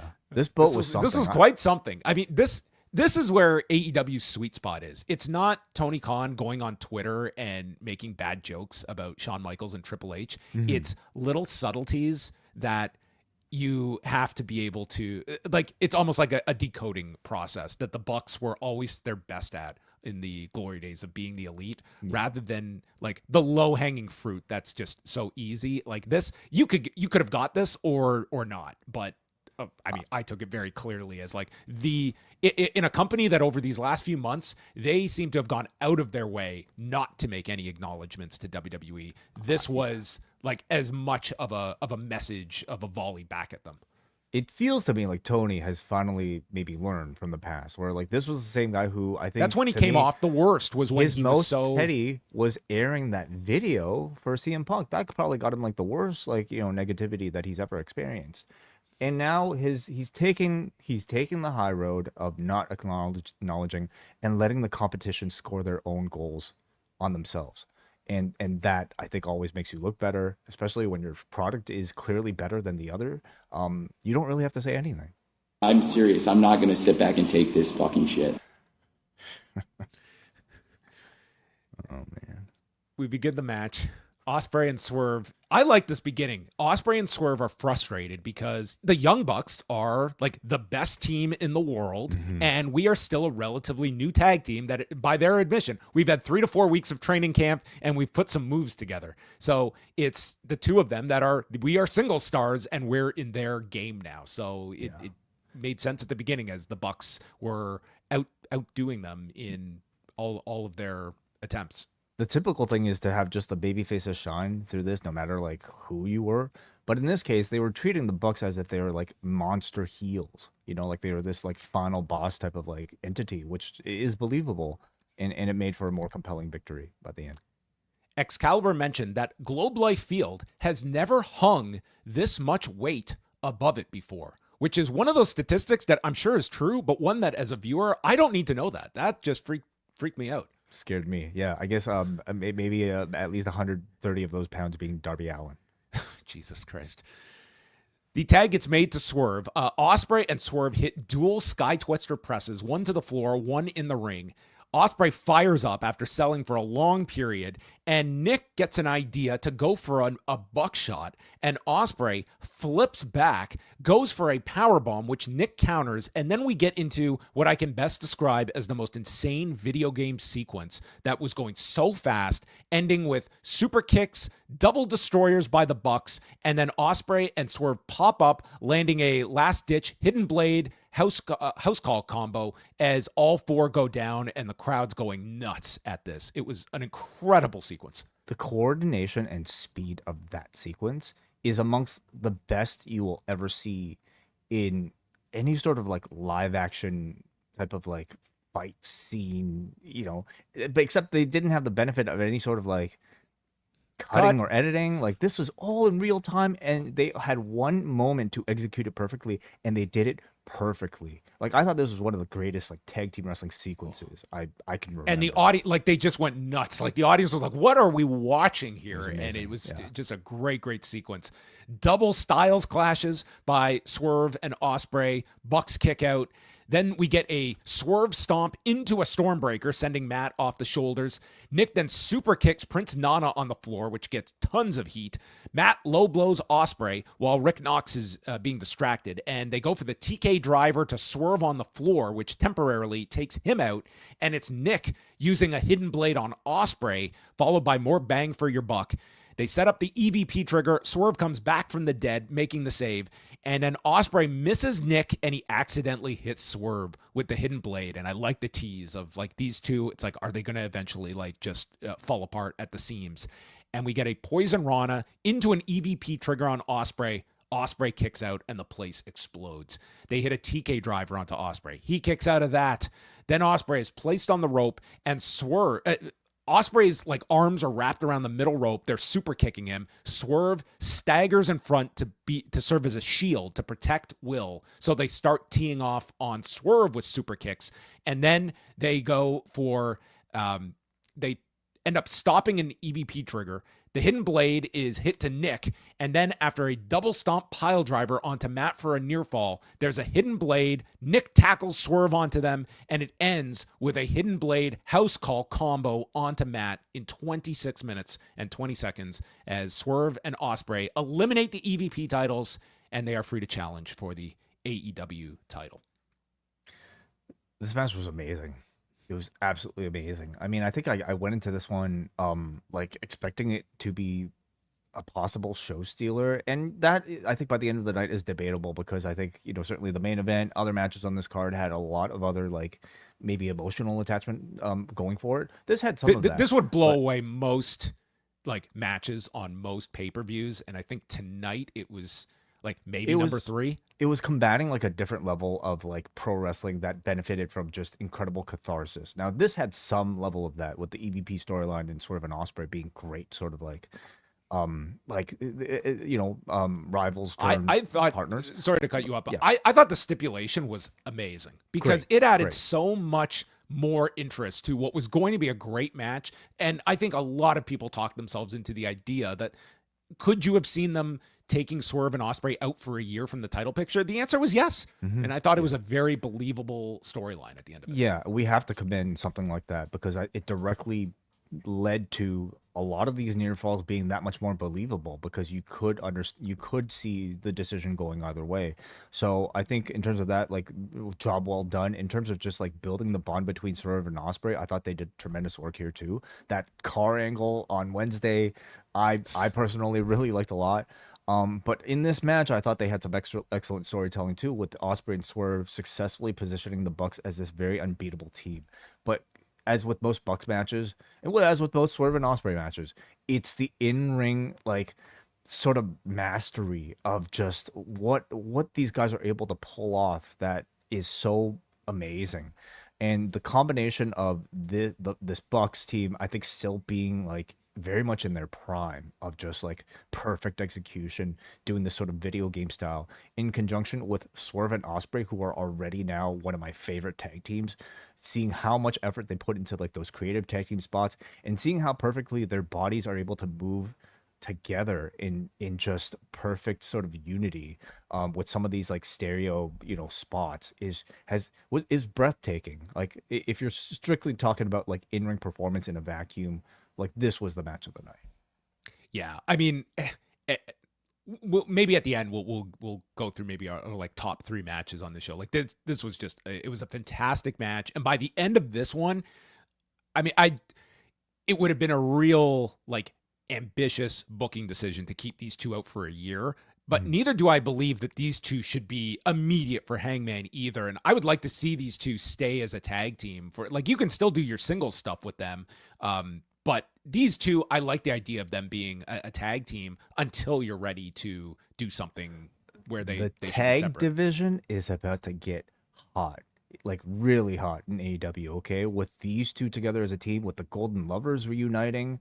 And I mean, I think the Hurt Business, like maybe some people might be critical, but like you need an entity like that feels unbeatable for all of these other teams to chase. And the Guns are back. Thank you. Yeah, that too. Yeah. Women's Casino Gauntlet match. It starts off with Chris Statlander and Megan Bayne, and they had a very strong start here. Like this was like Statlander does her backflip splash off the apron, and Bayne responds with this tope suicida, and then is trying for Fate's Descent, which Chris stops. And Willow Nightingale is third. She comes in, won't shake Statlander's hand, and they deliver a double chokeslam onto Willow. Fourth is Ty Mello, who is in. She counters Fate's Descent and puts Bayne in the rings of Saturn. When Penelope Ford runs in, there are no DQs in these, and they took great liberties in this match with that particular stipulation. So Anna Jay gets involved. She's knocked down. Then Harley Cameron returns. I was amazed at this because she was wearing a face guard for her broken nose.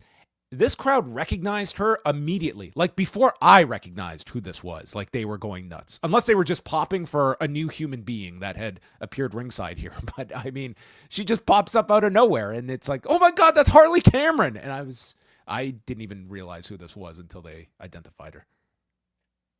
I guess she has other identifiable characteristics besides her nose and ponytail.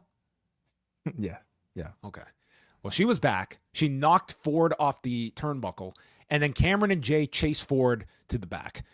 Tekla is out fifth. I just think her whole presentation is excellent. Is fantastic. She's a total babyface, and I feel like they're coming around to that because she was only booked in babyface like spots here. You know, like putting her on the heel side of things in all those multi-woman tag matches never really made sense to me, especially because she's so much cooler than all the baby faces. Very much so. Sixth is Julia Hart. Huge reaction for Hart. And then seventh is Queen Aminata. And it's like this crowd, they're like, there's Tekla, there's Queen Aminata. And this is our new Don Fry, Yoshihiro Takayama. They have made the most out of like the 1 week controversy of that match. And I'm very glad to see it because I think Aminata has benefited greatly from it all. And the way they did it, Tekla was in her spider walk pose when Queen Aminata's music hits, and she just flips over to reveal, oh shit, it's Queen Aminata. Yeah. Sky Blue gets involved. Sky Blue was basically an unofficial entrant in this match to the point that she was even tapping out to Mina Shirakawa as the next entrant. And I'm sure there were people. I don't know why they just didn't include her as another entrant. I don't know either, but I'm sure there were people in the stadium that were so confused that Sky Blue was tapping out to this figure four and the match just kept continuing. Yeah, maybe. Yeah, we should. So Mina Shirakawa was 8th. 9th is Athena. She comes out. This place goes ape shit for her. It is such a loud reaction in Texas, and coming off her retaining the title against the 10th entrant, Thunder Rosa, who sprints at Athena and does a series of tilt-a-whirls. 11th is Shuri, who was just announced on Supercard of Honor as coming in, and that was our quickest turnaround from vignette to debut. I can recall that being 24 hours. So Shuri dropped the IWGP Women's title to Saray a couple of weeks ago, said she was taking some time off, and I guess that's an indefinite time off from Stardom, as she is now here in AEW / Ring of Honor. So this is a full-time thing and not just she's tonight, in, huh? Yeah. Okay. It's a big pickup for AEW. Moving? Did she move to America then? I assume so. I don't think she's going to be doing trips every week. Okay. So I don't think she's. Yeah, this is a very quick turnaround. But yeah, I mean, they did all the vignettes that she's in. 12th, another debuting star, Alex Windsor, who comes in. And, it's the big show of the year way. You know what that means? Chocolate kisses. by Queen Aminata onto Chris Statlander. All the women are on the floor. Bane climbs and gets sent off with a powerbomb by Chris onto everyone to catch her. Mina and Thunder Rosa ends with this brutal-looking Uriken by Mina onto Thunder Rosa. And then a figure four is set up, but Athena, as Mina is going for the figure four, gets caught with the O-face, and Athena wins in 27 minutes. Athena gets the future title shot.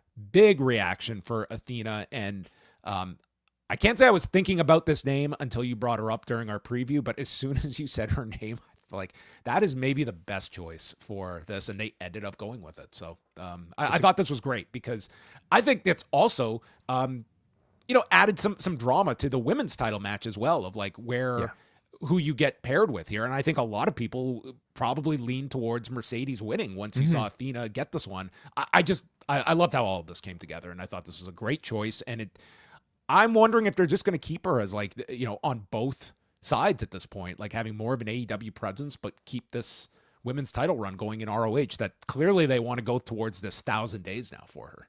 What's ROH's like sort of taping schedule like? I mean, like, they do the dark matches, I guess, on like she could still, like, how often does she even appear on Ring of Honor, like, to defend her championship? I mean, she makes appearances and stuff. Matches are more infrequent, but she could keep it up. This is not some crazy schedule to maintain at all. No. Yeah. No, like, for me, like, I think doing Athena winning this in Texas makes all the sense in the world. My only question heading into this about whether or not they were serious about Athena was how little they were featuring her heading into All In. Like, she almost felt like a bit of a non-presence, if you're only watching like Dynamite and even Collision. So I just didn't feel like she was being presented as a priority to the viewer. But obviously doing something like this immediately makes her a priority, much like, winning a Money in the Bank would for somebody. So I think it's great. Obviously this assures that she will be coming out of Ring of Honor to join the main roster probably sooner than later. Also probably answers whatever sort of contractual sort of speculation might have existed for Athena during this particular period. And I think everybody's probably quite happy to see that. This match, though, this Casino Gauntlet, I thought was outstanding. I liked it a lot more, actually, than the men's. This match will be remembered for Athena getting that spotlight, but I think it should be discussed for what this excellent sort of collective showing there was for the AEW women's roster. For me, like, there's, I think, way more freshness to seeing like this sort of staging for the women, because I think compared to the men, there's so little airtime for this group. So like to have this amount of time for this type of match where everybody could get this sort of big spotlight, every woman here worked their fucking hearts out. All of them felt like they had a chip on their shoulder, and everybody wrestled to be at their potential. I really like the Statlander and Bane tag team. I think there's so much potential for them as like a power pair. And Tekla and Julia Hart, like, that to me should be another tag team. They already have so many coordinated moves. Sorry, Sky Blue, but like, Julia Hart and Tekla, I feel like are much more destined as twins. And I think Tekla and Namanata continue to like really like benefit from that controversy. Shuri, I really enjoyed as a surprise. Not much crowd recognition here, or at least not much as I maybe you might have expected, but it's a great introduction for her. I think she's a huge pickup for this women's division. Alex Windsor, I really hope she is not just slotted in Ring of Honor either, because you got that sense on Friday that she'd be more towards there. I just I can't. Hard to see that for me. Like, I feel like she's a name that carries a lot of reference. Alex Windsor, I thought, looked really good too here. Yeah, she came in. Her strikes looked good. She got like a good reaction. They did run the promo for her in advance, so it wasn't like it was just a cold debut or anything like that as well. So, I mean, this is the thing. It's like you introduced several new names here. I thought that this came off really well, and you set up a lot to come out of this, like the Julia Hart Tekla stuff, and it's presenting these women with like a consistency and finding the time to dedicate to various stories, because you have the depth here, and you see a match like this and it hits you in the face, like the amount that they have, and this is not even including the women in the championship picture. Hits you in the face like literally, because like hitting hard feels like it's just like it's a style that's now being adopted by every woman on this roster. And I mean, I'm sure it doesn't necessarily feel great, but I'm certainly happy to see it because it makes these matches like so much more interesting. I'm really excited like for this tag team division, if there in fact is one. I think like the roster is deep enough now to sustain that. Hurt Syndicate, Jet Speed, Christian Cage, and Nick Wayne for the AEW tag titles with FTR on commentary. They made note of the dead weight that they got rid of at the beginning of this year, and now they deserve a title shot going undefeated this year. And we also had our lone participants on this All In Texas show that were alumni of Vengeance 2005, Christian Cage and Shelton Benjamin in this match. That's correct. How far they've come. Correct. Jim Ross as well. Oh yeah, you're right. You're right. We did have 3 by the end of the night. So rewind away, number 186 in the archives this week. Some of these men were not born by Nick Wayne. Nick Wayne was not alive, I believe, when Vengeance 2005 took place. Oh my God. Yes. 2 men that were not present at Vengeance that I'm aware of were Westside Gunn and Smoke Dizza, who performed the Hurt Syndicate's theme. Now, MVP's got vocals on this theme, and while he did put the microphone up, I did not sense that this... It sounded legitimate to me. Did it?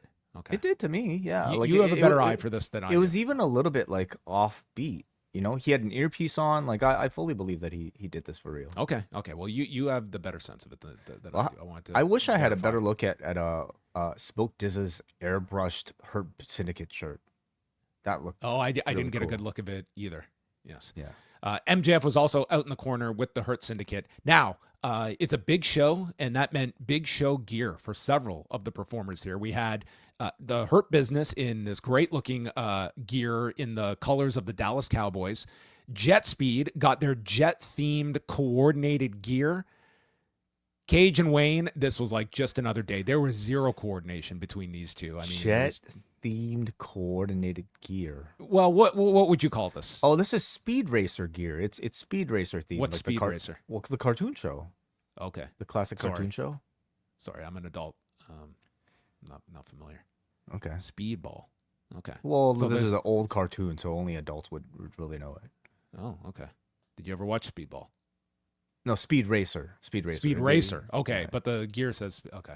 Because his name's Speedball. Yeah, I didn't. My brothers did. Yeah. All right.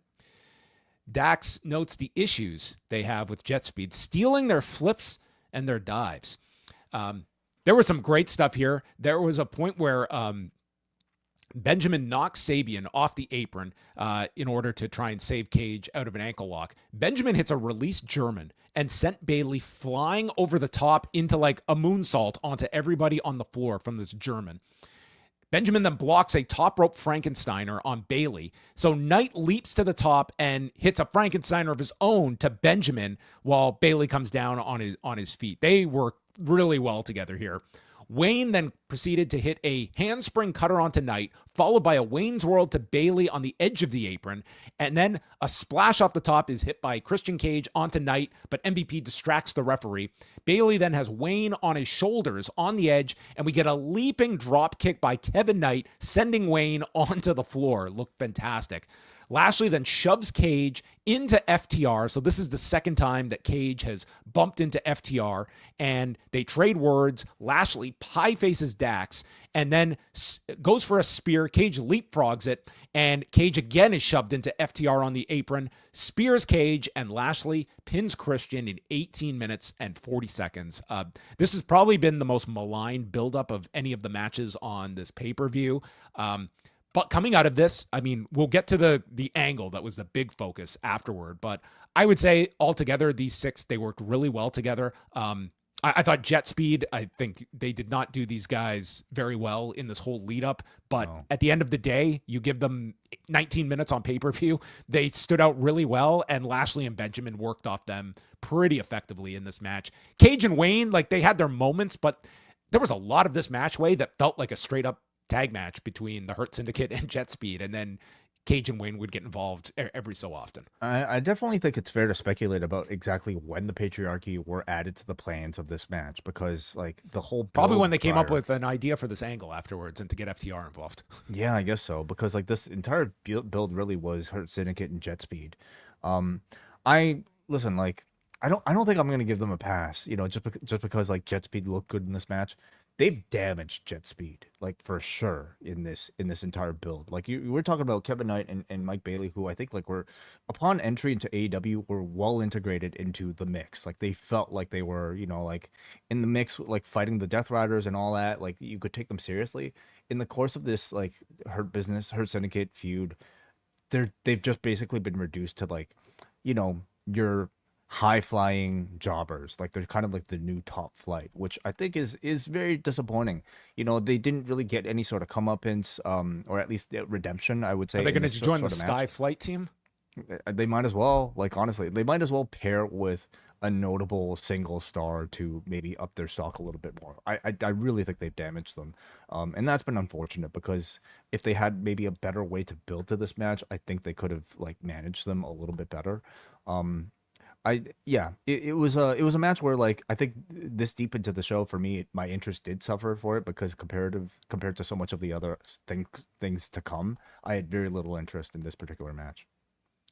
FTR enter the ring and they're pointing out to Cage that he screwed up again with them. They're arguing and Cage just grabs Nick Wayne to go leave, and out of nowhere Nick Wayne grabs Christian and hits him with the Unprettier, and this place is stunned by this. Christian is laid out. Mother Wayne is laughing. Kip Sabian is backing up Nick Wayne. So this is their plot against Christian.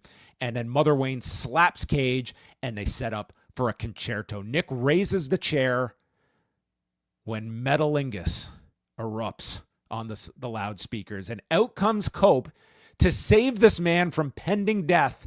But wait a minute, I've got to run to one side of the stage. Then I've got to run back. Then it's time to stop for the Pope. You remember when Jeff Hardy made his AEW debut and he had to stop to do his little jig to save Matt Hardy? Yeah, That's what this was again. Maybe it's like that TLC group, got to milk that pop. It just felt like so, like you're literally coming out to save this guy's like life or this guy's head from being crushed.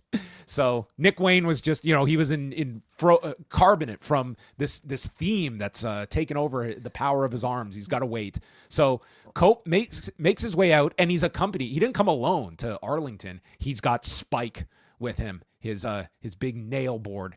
So he comes out, double spears to FTR, then spears Kip Sabian as Nick Wayne flees the ring, and Cope is left alone. He stands over top of Christian along with Spike. The three are in the ring, and the crowd's starting to chant, "Hug it out," not knowing how long-term storytelling works.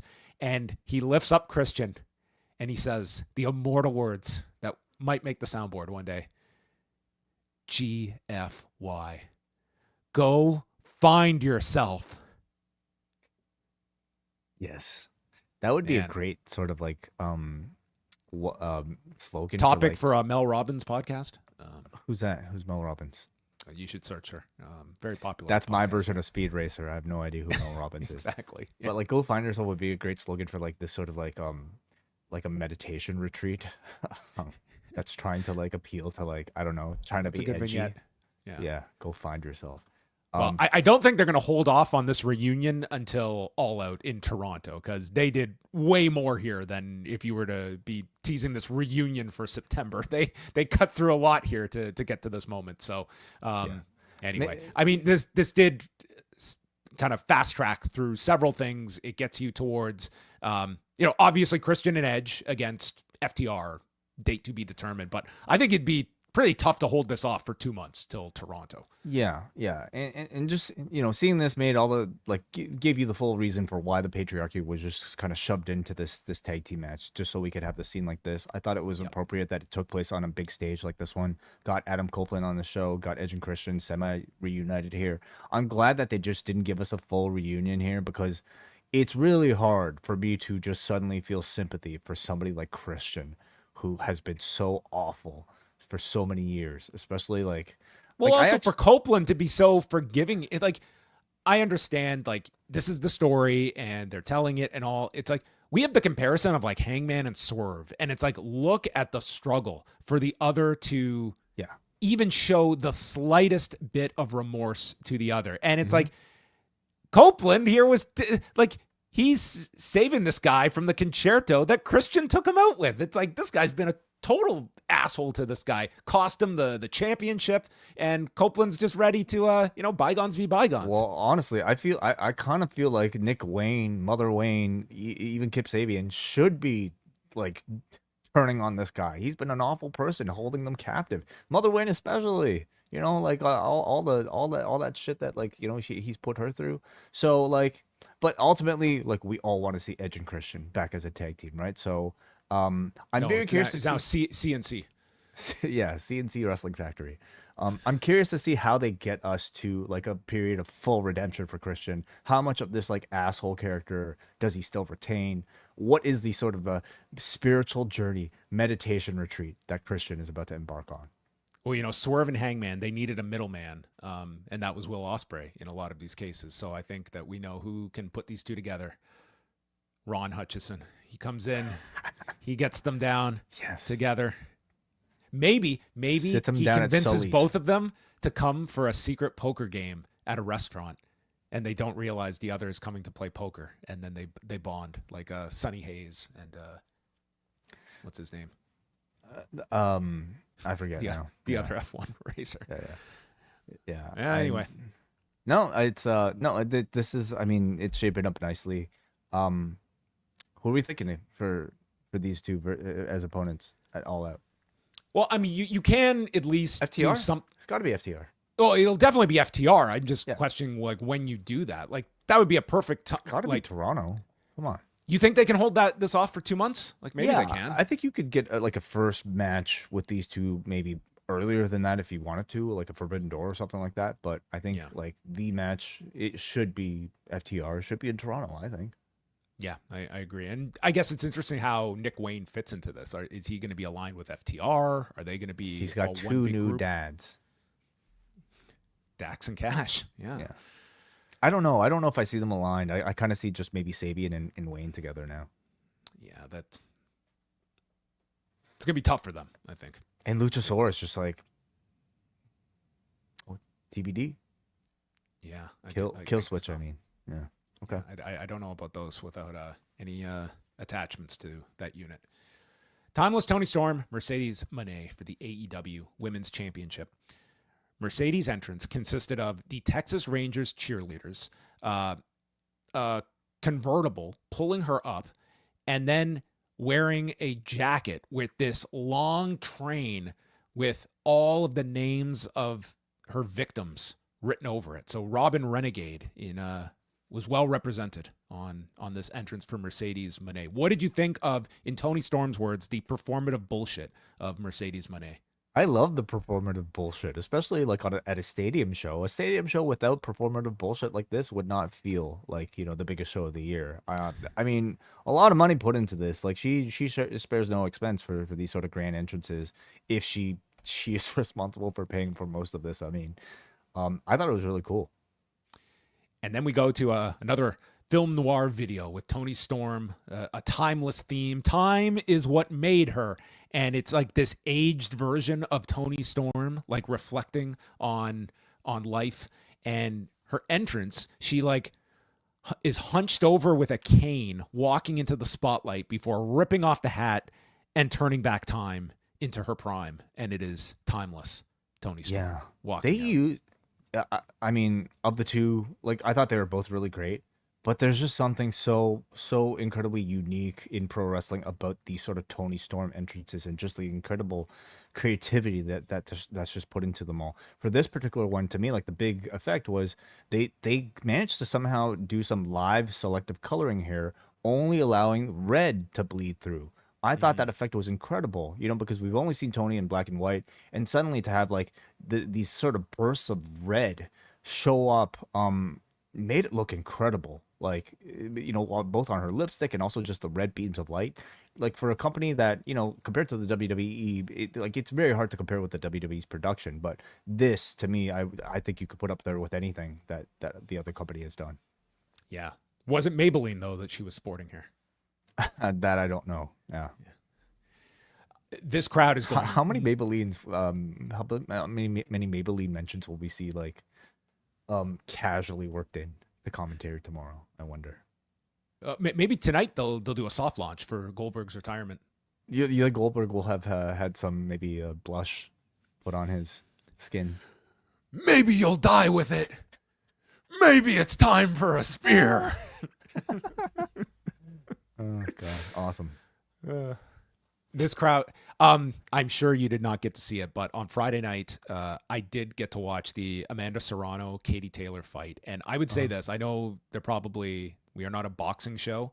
I would say if you are a fan, at least watch the entrances because it was electric at Madison Square Garden. And those two women coming out, it was just surreal, like how over this was. It was an all women's card. And between that and then this entrance and the buzz for this match as well, like it's like Evolution's got like a high bar to reach this weekend when it comes to like women's like combat sports, is all I will say, because this felt like this could have been a main event on any show. Like this totally to me was the equal of Mercedes and Bianca Belair in terms of the importance that this match felt when the bell rung and the audience saw this as like, seriously, maybe the biggest women's match that AEW has done. Yeah. Like really on this night, no. But let's say this was All In became a 2-night event. This is headlining one of them, I would say. Yeah. Like your choices are this or Omega Okada headlining one of the nights. And I think they would go with this, to be quite honest. Yeah, I think it could certainly justify it. Absolutely. So massive reaction. And early on, Luther assists Storm by carrying her on her shoulders to run Moné off the apron. And it's Moné then taking down Luther with a Meteora. In this crowd, they were just disgusted at Luther being taken down. And then she destroyed his glasses. Now, if this were like WWE 10 years ago, Luther would have gotten involved and accidentally struck Toni and be blinded. He wouldn't know which one was which. Thankfully, they didn't do that spot. That's with what the happens. Glasses. Yeah. Moné hits the Three Amigos. You have never heard the Three Amigos booed as much as this, Dominic included. Storm comes back with Germans, and then the first of several Storm Zeros for a near fall. I'll say this. There's an art to the near fall kick out and getting that shoulder off. I do think Mercedes needs a little bit more oomph in some of these, because there were ones where it's like literally like moving the arm, like flailing it in the air. The shoulder's like not even leaving. Like the audience like looks at it as like she didn't kick out. I thought there were 2 of these instances here. That's my minor nitpick here. The TCM chicken wing is applied, but Moné bites her way out. So then Storm counters. She bit into the chicken wing. She bit into the chicken wing. Storm then counters a tombstone. And what did she start biting into on this way? I think we need a Gordon Soley here for his technical breakdown. It's all right. Between the legs and the molars have made contact. The side saddle suplex. Guys, we have literally been focused on this show for almost 10 hours. Oh, okay? like more than half my day will have been spent. Are you and I still? Do we still have wives at the end of today? I'll let you know when I talk to her tomorrow, because I don't think I'll be talking to her for the rest of the evening.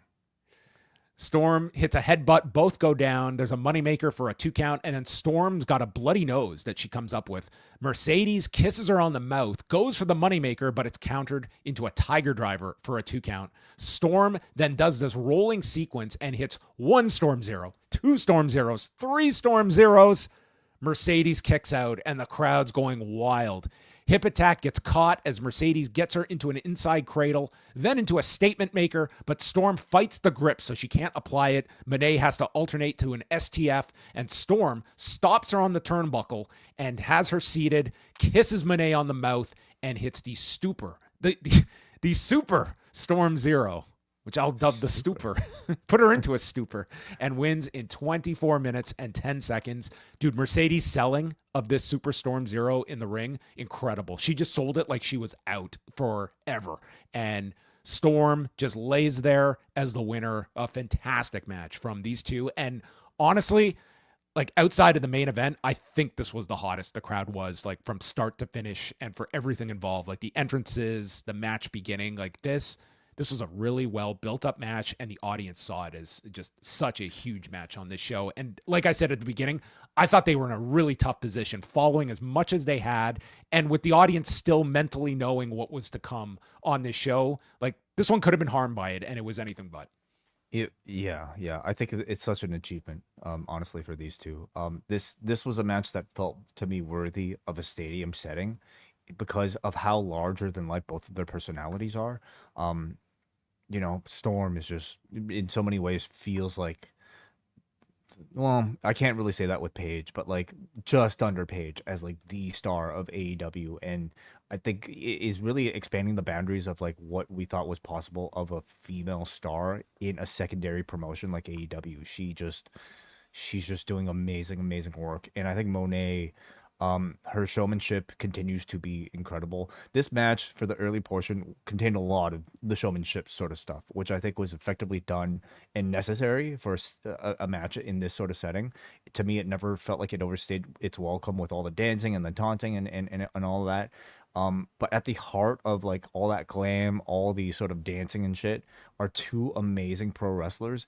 And as they got through all of that stuff, they increased the intensity of their wrestling throughout with just a great back and forth wrestling match. A lot of like intricately planned sequences that they managed to flawlessly execute. So it led to just like a great celebratory moment from the crowd.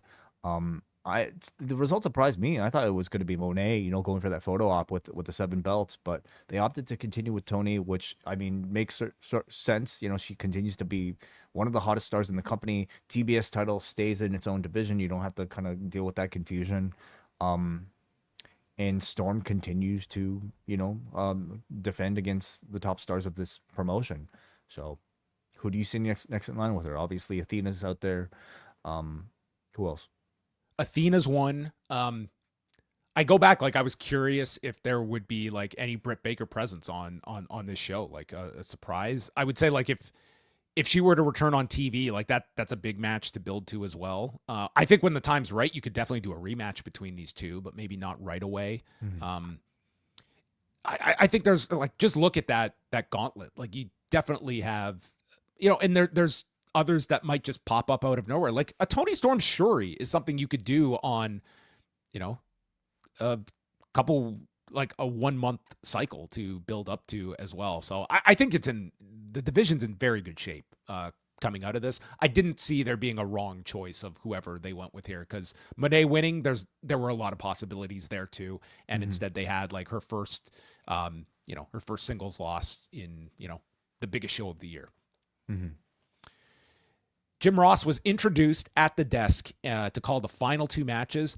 I thought he looked really good considering what he's been through, and I thought he sounded really well in these 2 matches. I mean, he has the connection to the past Okada Omega matches, and I thought I just thought this was like, along with Dustin, like the 2 really like feel good moments of the show, and I'm sure it was meant a lot to him to just be involved and be on this after he's had just a hellacious year. Agreed.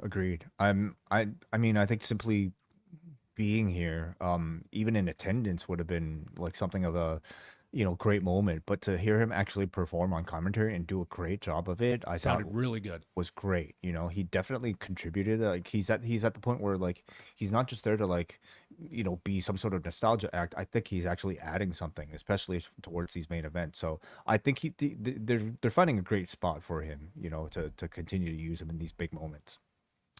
And that takes us to Okada Omega. Winner takes all for the Continental and International Championships with the new belt there ringside. And Okada and Callis make their entrance first, followed by our next live performance for Kenny Omega's latest theme. This is the new theme that he debuted at Wrestle Kingdom. Correct. The Take Flight, the one that people seem to hate. Yes. Yeah. Do you have any thoughts on it? I'm not a big fan of the song itself, but it's not like make or break for me either. I don't like it as much either as like his AEW theme nor his New Japan theme, which is my personal preference. But I mean, I guess like if you're Kenny Omega, you're not asking like from what seems like a like a pretty renowned composer for Final Fantasy to custom make your theme, only to not use it because people on the internet don't like it, right? They could have probably come up with like a better sort of like combination of the two, like maybe start with this one, go to the other one, but he's committed to using this and this one only for his big matches. Just doesn't have the punch of like Battle Cry or the urgency of his New Japan theme, but it's whatever. It's but they haven't had a live performance here from the singer on the song, Jason Charles Miller. Okay, yeah, he was surrounded by what would you call these? Like these like druids. Yeah, some sort of druid type of thing. Yeah. So their first match since Dominion 2018. Singles match number 5 between these two. First time on U.S. soil. If you recall, this was going to be the planned match that New Japan would do at Madison Square Garden on the G1 Supercard back in 2019. Didn't realize that. Interesting. That was going to be from Kenny's mouth. That was going to be what they did, but instead dropped the title to Tanahashi, and that was it for him. With so New what Japan. Do we have? Jay White and Okada. Jay White and Okada ended up being the slot there. So here we are, all these years later, meeting in the U.S. for the first time. And the crowd cheers as the bell rings. Excalibur notes, "We would be remiss not to mention his battle with diverticulitis."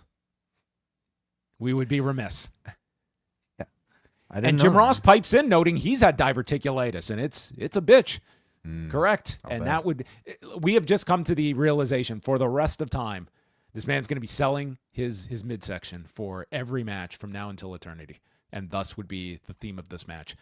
Okada goes after the diverticulitis in his body, whatever part of his intestine he didn't get in the attack, he was going to get tonight. And Omega grabs the body during "You Can't Escape" and takes a flapjack right onto his chest. And Callis is on commentary, gets up, does his spot, striking Omega, and Jim Ross just, "What's wrong with you, Don?" Omega is selling the body, hits a Rana, sending Okada out of the ring, and then he summons all the power of inside to hit the Terminator dive.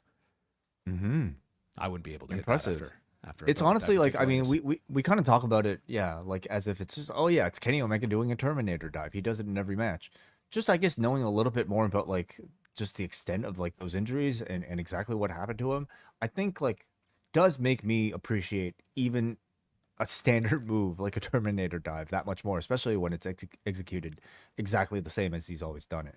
I'm curious what the takeaway of this match will be, because like from Kenny's own words, like he is not going to be able to produce the athletic insanity of the previous matches that he presented here. But this is Kenny Omega now, this post diverticulitis Kenny Omega, that it's like he has got to struggle. And that's kind of part of the whole storytelling of all of this. Like, this is a guy who is no longer this, 35-year-old phenom that can do everything under the sun. This is one who has now been through the wears of both health and professional wrestling for the last 8 years. And now he has got to be able to find that he's got to overcome that struggle. And that's sort of the layout of matches like this as well. But there were many callbacks to their old matches throughout this, including Kenny going for a jackknife cover, which is countered by Okada hooking the legs, which was how he caught him in the 2 out of 3 falls match for the first fall. But this time it was Omega kicking out.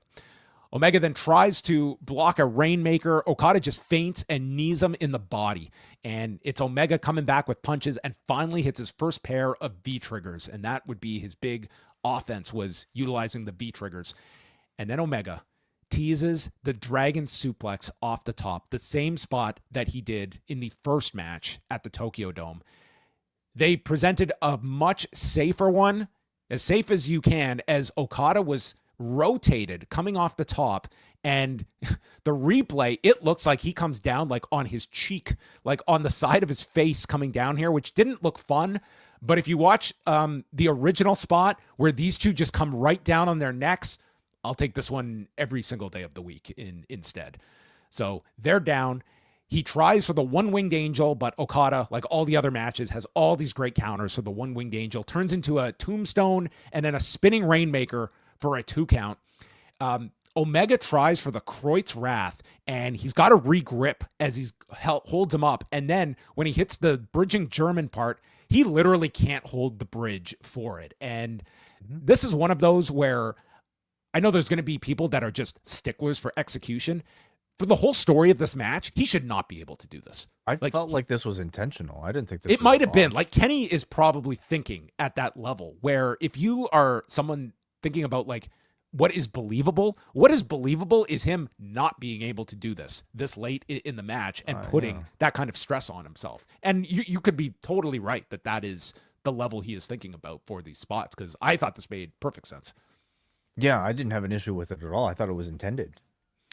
Rocky Romero shows up and gets yanked off the apron by Kota Ibushi. And I failed to mention that Ibushi is in his corner, much like he was for the last Dominion match as well.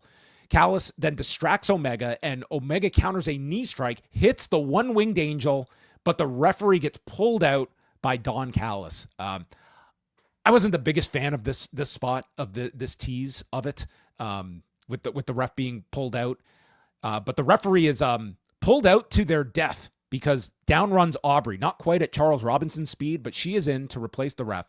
And we get a V-trigger, and One Winged Angel now is stopped into a Rainmaker for a 2 count. Okada goes back to the body, hits a drop kick, and then sets up for another Rainmaker, which Kenny counters with a small package for a big 2 count. Okada doesn't relent. He lifts him up, Emerald Flosion, followed by a final Rainmaker to pin Omega in 30 minutes and 31 seconds. Ibushi tends to Omega, helping him to the back, and Kazuchika Okada is your unified champion in what was... I thought this was an excellent match, and I know it's going to be compared to some of the greatest matches. I don't think this match reached the other 4, but that's hardly a diminishment of this match that I thought was pretty stellar and really dramatic, especially towards the end. And I liked all the body stuff that Omega had to overcome. And I think for the story they're telling, I think it made a whole lot of sense for Okada to win this one, because I got the sense at the end of this that this was part 1 instead of like their final meeting. This was certainly worked like one where this match will happen again. It also evens their record. That's right. They are now 2-2-1. Yes. Yeah. Great point. So, yeah, on a show like this, I thought this match had a lot to contend with. Okay. Number 1 is the show's runtime. Like we were fucking 7 hours in or something like that. Yeah, dude, it was this one bled into 8 o'clock, so this was going into Saturday night's main event. 7 hours if you watch the 0 hour. Okay, it's just insane. The fact that there was like this amazing, like all the amazing wrestling that we were just presented with in the middle of from much younger, and much healthier participants just doing everything under the sun, right? But the most difficult thing that this match had to go up against was themselves and their own history and the incredible just like standards that they themselves have set for themselves. So I mean, since these matches last occurred, like the expectations and the legend of them, I think, has only increased, and therefore you're contending with all of those things, not to mention diverticulitis and who knows what else that Okada probably has dealt with that we don't really know about. I think it's a match where if you're watching in a vacuum, you are really, really, really happy with it. This was a great match that had great body part selling and told a great story with great build up to the finale. If you're expecting 7-star match, you might be disappointed that you only got a 4.5-star match. Like that is just the That's actually exactly what I had it at, was 4.5. Well, that is the realm in which we are dealing with, like when it comes to these two, right? Like we're expecting something beyond a 5, and if it's only 4.5, well, hey, like is that considered disappointment? That's a really tough thing to like. How spoiled are we, in if we feel that way? The thing is, though, with these two, after that first match, 6-star match, they did manage to exceed like that standard. This is all the same talking that happened. Like, and then when they finally did the Dominion match, it was like, what left can they do in this? And I would say most would say the last one was the best of them, the 2 out of 3 falls match. Right. So all that said, like, in just maybe hearing Kenny talk about this, I was expecting a different approach to this one that was entirely like, so that it wouldn't even be in the same conversation as the others. I think they were maybe attempting that through the body part story here, which again was very well told. Maybe I was like expecting a bit more novelty just even than that approach, because while I thought this was a great body part selling match, it was kind of hardly reinventing the wheel in any sort of significant way, in my opinion. And again, maybe that's just really high expectation that I have for like, the creative output of both of these men. But like by the end, it was a great example of one certain type of match, but maybe not to the heights and creativity, or at least like sort of like groundbreaking creativity, I guess you could say, that I think maybe I was expecting, maybe unfairly. There was nothing insane with tables that were staples of some of the other matches as well. I can't say that was a negative towards this match, because I did not want to see these guys murder each other either. I didn't either, and I don't want that. They did some stuff in those matches that are just like mind-boggling to go back and look at. Can we say this was the best match of either man's output this year? Because I would not. The candidate would be. It was. I like the Kid match more. Exactly. I would put Omega and Kid above this. This would Because not be. To me, the difference was the change in storytelling. To me, that was like a unique storytelling match, in that you kind of had Kenny coming into enemy territory, suddenly playing heel against this guy defending the honor of New Japan. I think it's those sort of elements that I was kind of looking for in this match. Like the type of thing that, again, I wasn't necessarily looking for a physical replication or like, any sort of version of maybe the past. I was more so looking for like, what's that new interesting wrinkle that makes this match stand on its own? And in that sense, I might have been a little bit let down. But I also recognize this is probably a first chapter of a new series that these two are going to have. Yeah, I thought it was a really stellar match, and it's only their history that is going to be like people's comparison point. But like, that's give and take. Like, why was there so much anticipation for this match? It's because of the history. So it's like, it's not unfair to compare this to what this was sold off of. It's the renewal of this legendary rivalry that took these two men's careers to a different level. It sounds like maybe fans like us were expecting a miracle, and that's only because these two are miracle workers, and they have proven that in the past. But all that said, like, this was an excellent match, one that I think we will probably show even more appreciation for with time. So I hope especially if it's a first chapter of a bigger story, I hope to see what they can build on top of this. And then the match that had to follow everything, and this crowd was ready for it, the Texas Death Match between Jon Moxley and Hangman Page. And man, I think that half of the musicians that were brought in here, I think that upped the attendance maybe to 30,000, because we had more performers, including the most impressive whistling I have ever seen on a pro wrestling show for Hangman's entrance. This must have been a professional whistler. I didn't even know this type of talent existed at a professional level, but like all she did was whistle, and I couldn't imagine someone doing this in front of this many people under pressure for this amount of time, but I assume she nailed it. Oh, of course. Like, I mean, the results are, you could hear the results. I mean, yeah. They're like, imagine like your mouth got dry or something, and you sometimes when you, like, I'm a decent whistler, but like to do it on command would be. Well, this person feels like a real professional, and I'm sure she goes to great lengths to make sure she every note in that whistle is nice and moist and perfectly in tune. Well, we go to this like and it comes out to his old music.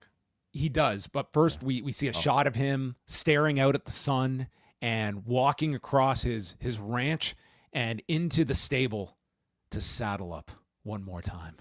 And the crowd's chanting cowboy shit, and out comes Hangman to the old theme. The place is going insane for this guy. I mean, the most popular guy on this show was Hangman Adam Page.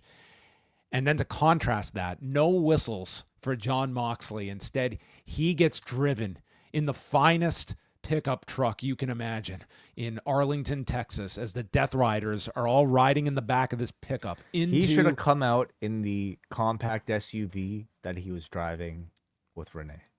Oh man, with the child safety seat in the back and everything. Drop real, off the child at the babysitter's on his way to death ride. Yes. God. The family in the back, the bed of nails in the trunk.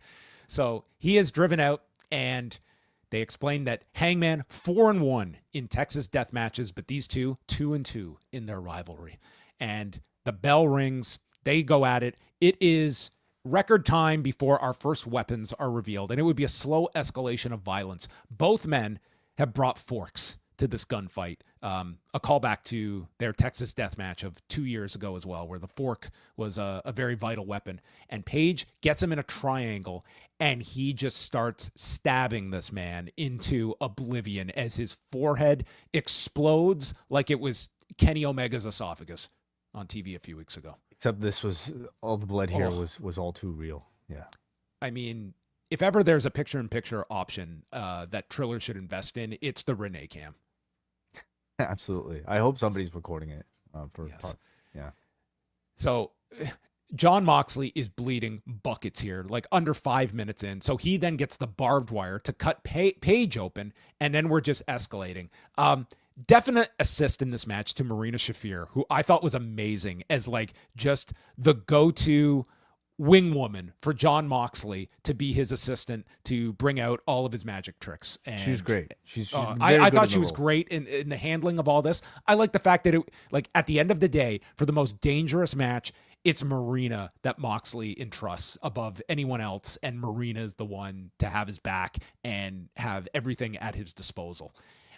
So we get a barbed wire chair that is brought in, then a table, and then get me the glass. So Shafir passes him a bucket of glass, and the shards of glass are placed onto the mat and rubbed into Hangman's face, and then Page's back gets dragged over this glass, and there would be shards of glass all over these men's backs throughout the match. We get 2 chairs that are set up. Hangman would take the unfolded chairs and he turned them around so they're back to back. Now, in the first Texas death match, they did this same spot where Page sends Jon Moxley off the turnbuckle onto the chairs, but he hits the seat of the chair coming down. And I remember thinking, I'm like, it got a huge pop. Everyone reacted the same way as if you hit him in the backs, which would have been terrible. But you didn't. You did it in a better way. This time they were like, no, let's actually hit him in like the worst part possible. So this time he came down right on the back of the chair coming down. So maybe they just got lucky last time. Well, I would have taken that as a sign from God that, you know what, we could do it the easier way. I'm not going to say the safe way, because falling down on a chair regardless is not the greatest. There's nothing much about these two and their body of work that tells me they ever planned for the safe way. Well, down goes Moxley. And then there's a power bomb to Moxley onto these chairs. So Yuta arrives and he starts attacking Hangman, and Hangman just drops him with a punch. Page has this nasty gash on his back, probably from the glass. He hits the Angel's wings and then sets up for the buckshot when Shafir leaps onto his back, and Shafir comes off his shoulders with a Death Valley driver through the table on the floor. So the buckshot was just the dress rehearsal for Shafir's bigger bump. So if you are keeping score at home, we had elder abuse, child abuse, and male and on female violence for the wrestling show that was not on NBC. Maybe someday we'll see Big Justice take a DVD off the apron through a table. Oh, a power boom through a table, perhaps. Then it's a deadeye onto the glass by Page. So Claudio shows up. Yuta is joining in. So Ospreay runs down with a chair to even things up. When Gabe Kidd gets involved, guillotines Will and hits him with the drill a hole pile driver. And a chair is placed around the neck of Ospreay and stomped by Claudio. I really like the fact that they did this with Joe, because you already established earlier in the night that this is a crippling maneuver. In a company that does a lot of crazy shit and people get up from so quickly. So as soon as Claudio hit this, you knew Will is out of the game. I think it's a gunshot, basically. You're off the table at that point. And I think that this could set up Will for something at Forbidden Door. Like, I was thinking Gabe Kidd, but you also have Claudio in the mix here too. So would you have like both Joe and Ospreay come back? Like, what is the duration of recovery that somebody should have minimum for an injury? Vignettes strengthening their necks would be the first thing I would do. Gotcha. Okay. But I think something definitely involving like Ospreay and Kid, like that's a pretty fresh direction to go. Or you could do something like a tag match involving Claudio with either Swerve or Joe or something like that. Like there was a bunch of stuff that I was thinking could come out of this. So Ospreay is taken out. He's gone. Moxley superplexes Page off the apron through 2 barbed wire tables. And the crowd is like, they're into this from start to finish. There's really no dip at all. They meet in the center and they just go at it. Page is caught in the bulldog choke, but he gets up at the count of 9 and then a death rider onto an unfolded chair that looked insane. And he gets up again. So the plastic bag is handed to Moxley. This part was a little confusing. Maybe you analyzed it a bit more than I understood. So he's got the plastic bag. Then this video plays of Darby on Mount Everest promising to come take everything from Moxley, which leads to Danielson appearing in the ring as Blue Panther with a mask on to take out Yuta with the Busaiku knee. And then Darby repels from the top of the stadium. Like, did you get the sense like this video aired? It should have aired after the Danielson spot because it just felt like it was like out of sequence here. Like the video should have led to the repelling. Yes. I definitely questioned that myself. Like, what was the intended sequence of events here? But I can also buy that like maybe there is the idea to have a video appear as a sort of decoy act so that you can have Danielson come in unexpectedly before getting Darby. At that point, like I don't know what was sort of intended, but I'll at least say like I thought the overall effect was still there, you know, like it was because like it's kind of awkward waiting for somebody to repel. Like I'm grateful, don't get me wrong, like even in talking about like the repelling spot is sort of like touchy, just kind of given it, you know, pro wrestling history, of course. But I'm glad like this was a nice slow decline that looked perfectly safe. And to fill that looked gap, like they incorporated the metal carabiner, which is the recommended method here. Like this looked like very, very safe. And to fill that time, maybe the idea was, hey, we're gonna have Bryan Danielson come in so that you know it's maybe not so awkward to wait for this man. It did still maybe feel a little bit awkward, but all in all, because we at home saw him start to repel, but the audience hadn't quite seen him. But when they see this figure coming down, they just lose their minds at Darby coming down, and he lands right on the edge of the apron, and Moxley looks like he has seen a ghost. It's possible he got stuck. You know, it's kind of hard to say. But a lot more could have gone wrong. They overall like did manage the spot decently. Crowd went nuts for Danielson as well, taking out Yuta with the Busaiku. And then it's we're almost just glossing over the fact that Bryan Danielson showed up, but I mean, this is a big one. Like, you know, of the returns, I think like Darby was going to be a big one, but also Danielson might have been the more sort of like the bigger one. You know, he hasn't appeared on AEW TV proper since that particular moment. Of course, he's appeared, you know, in sort of dark segments and all that. But kind of almost did a match with Max Caster as well, like just for the audience. He did a lot more than I was expecting. Like we saw like a big tope from Danielson here. Got definitely more than physical, and so I don't know. Like, so he's obviously not had any sort of surgery yet, right? No, this was surgery. This is definitely pre-surgery, and I guess like at last word, he's still waiting on some sort of to see what the results are. Okay, well, I guess I'm grateful that he's still able to do this sort of thing for the time being. Something tells me we have not seen this man's last match. I just think he was probably having the time of his life involved here. So Darby hits a coffin drop to all the Death Riders on the floor, and then there are 2 buckshots connecting onto Moxley. He hits a deadeye off the apron through a table, but then Shafir helps Moxley get to his feet. Again, Shafir was really well used throughout this whole match. So Moxley gets to his feet. The announcers don't think Moxley would have got up without Shafir's help. So the Young Bucks appear from behind Hangman. They take him out with a double super kick and the redacted trigger.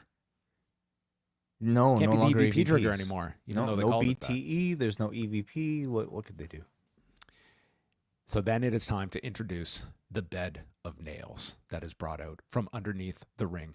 and placed. This is where I wanted to hear from Mayor Jim Ross if he had stuck around for this part, just to watch the bed of nails spots in his. I wanted to hear from like the 6-year-old that was like sitting right behind the commentators. I don't know if you got to see that, but I can't believe like kids were watching this. But I guess first impaling. So the nails are brought out, and so Hangman's like climbing near it, and Moxley goes for a stomp. It wasn't like the smoothest of stomps here. It was like Page like kind of had his arm up, pricked his hand, but then he follows with a paradigm shift, and Page manages to get up from the count, and Moxley wants the key to the briefcase. So Shafir goes to get the briefcase from the timekeeper's table, and suddenly she puts her hand under the desk, and she realizes she's been handcuffed. Prince Nana emerges from the timekeeper's area and has handcuffed her. I thought this was such a great spot, and the whole crowd went crazy for it. I love this spot because like the other ones, I think you couldn't like reasonably predict. Okay, like Ospreay's going to come out. At some point, it's likely that Danielson's going to come out. It's likely that Darby's going to come out. I could not have predicted Marina Shafir getting handcuffed this way by Prince Nana and it being such an integral part, because they established that Marina is such an integral part of Moxley's success. So to have this handcuffing suddenly made all the difference in the world, and they followed it up with like maybe the best moment of the entire match. Yeah, so now all the obstacles are out of the way, and Shafir is locked. Swerve then comes down, and he's got Hangman's chain that he left in the locker room on Thursday's meeting on Collision, and he lays out the Young Bucks, gets rid of them. Page sees Swerve, they lock eyes, and Swerve throws the chain towards Hangman, and Moxley's coming from behind. You think that Hangman's going to be distracted by this, but he's got the chain wrapped around, and he wallops Moxley with the chain, and he starts to hang him over the top rope the same way he beat him in their last Texas death match. But this time Moxley grabs him by the hair. He gets out of the hanging position, and a buckshot sends Moxley onto the bed of nails. Down goes Moxley. The whole crowd is vomiting up their lunch, and Moxley gets hung over. How they work this spot, I will never know, but it looked like this man's life was about to end with how tight this chain looked. It looked insane. The selling, I mean, I wonder how much of it honestly was selling, but so what made this so effective was you have never seen Jon Moxley in his entire AEW duration panic like this. He's a guy who's always so controlled, so calm, and just never sells to this extent. He was panicking. He was fearing for his life. He was just super, I don't even want to say cowardly. He was just he looked like he was scared that he was about to die. And it was the same way he beat him at Revolution, where he's got him hung by the chain and he has to tap at the end. When this tap occurred, this place exploded. They just hit this perfect, and you've got this elation, this relief on Hangman's face, and then the cutaway to Swerve, who's got a smile on his face, watching Hangman ascend to the top and become AEW champion. Here he is, happy for the man that he's put through hell, and who in return said, my mission was for you to never be champion. This was just so incredible. Page finally gets the key to the briefcase, and man, it looked like he was having an impromptu opponent tonight with this briefcase, and they have to cut away. Finally, he breaks down in tears. Part of me was thinking, is he crying because the key is not working? But in fact, he's unlocked it, and he pulls out the belt. And this crowd, you've never seen them respond to the sight of a belt that they have not seen since October. As he lifts this up for the beauty shot, Justin Roberts announces him as the champion, and then Tony Khan took a significant portion of their television rights fees and put it into the pyro budget as the show went off the air closer to 9 p.m. after 8 hours of broadcast. All In Texas continued, and this company went all in. Just a phenomenal match, a phenomenal peek to this story, a title change that will be one of the all-time moments in this company's history, and still leaving so much great stuff at their fingertips here with the whole Swerve. To me, the Page Swerve story is the best storytelling this company has ever done, and the commitment they have had, what they have gotten out of what was to me a ridiculous segment about breaking into a man's house, and even more ridiculous of torching a guy's childhood house, and what they have gotten out of that, like years at this point of story out of these two, and two men that have to eventually confront regret and having empathy for the other. This was just terrific. Like this was my match of the show, but this was a pretty incredible card from AEW overall. And I'm saying that after 8 hours of this show. I thought, so we talk about expectations, certainly when it comes to like something like Omega, Okada, we talk about just, I mean, for me, I had, as much as I was anticipating Omega versus Okada, I think I had even higher expectations for for Mox versus Hangman Page, just given the sort of like all that was riding on it, you know. This felt like it wasn't just maybe a match that you would like judge for on its own. This felt like the match that was representative of AEW as a whole, that you would judge the entire company off of. And with all of that pressure, they stuck the landing. They successfully created the end game to this Death Rider story, this what feels like at this point years-long storyline that is centered around the entirety of AEW. In a match like this, I was looking for violence, I was looking for creativity, and I was looking for emotion. And I thought these two and everybody involved delivered on all three of those things. All the violence I thought in this death match was like really, really compelling. You know, they did a great job of making us cringe, getting us to the level with the bed of nails that you kind of want. You want that sort of novelty, whether it be in the form of a hypodermic needle or just drinking somebody's blood, or in this case, like a pretty like awesome bed of nails spot. It got to that sort of bloody war level that you wanted to see out of a spectacle like a Texas death match. And I loved, though, like, for me, the way that they managed to deal with all the different participants coming in here, playing with our expectations. We knew Ospreay would get involved somehow, but they had him taken out early so that he wasn't so much a factor. That opened the door for your special appearances in Darby Allin and Bryan Danielson coming out. And those guys didn't even, like, necessarily affect the finish here. They only, like, cleared the board so that the other Death Riders were out. But my favorite was the fact that they saved the ending here for Swerve Strickland. And it had to be Swerve in this, like the final assist for Hangman is what that does is it puts into center focus the Swerve versus Page story as the center relationship of this entire company, as it should be. It is the greatest rivalry that this company has, maybe it will ever have, and for it to just be like the sort, like for the culmination of their relationship and their feud to end in this one moment, leading to Hangman Page actually overcoming Jon Moxley and winning this championship, saving AEW.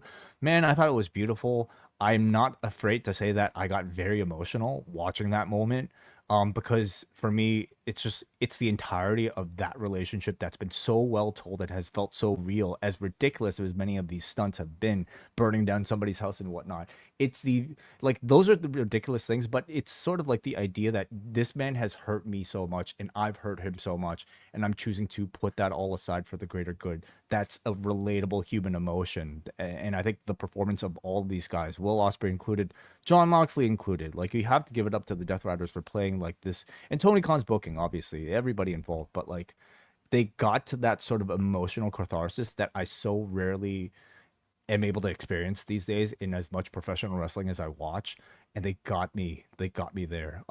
Like, I just, even in like thinking about it, it's such a beautifully crafted moment that like, happy to say, you know, will make me emotional.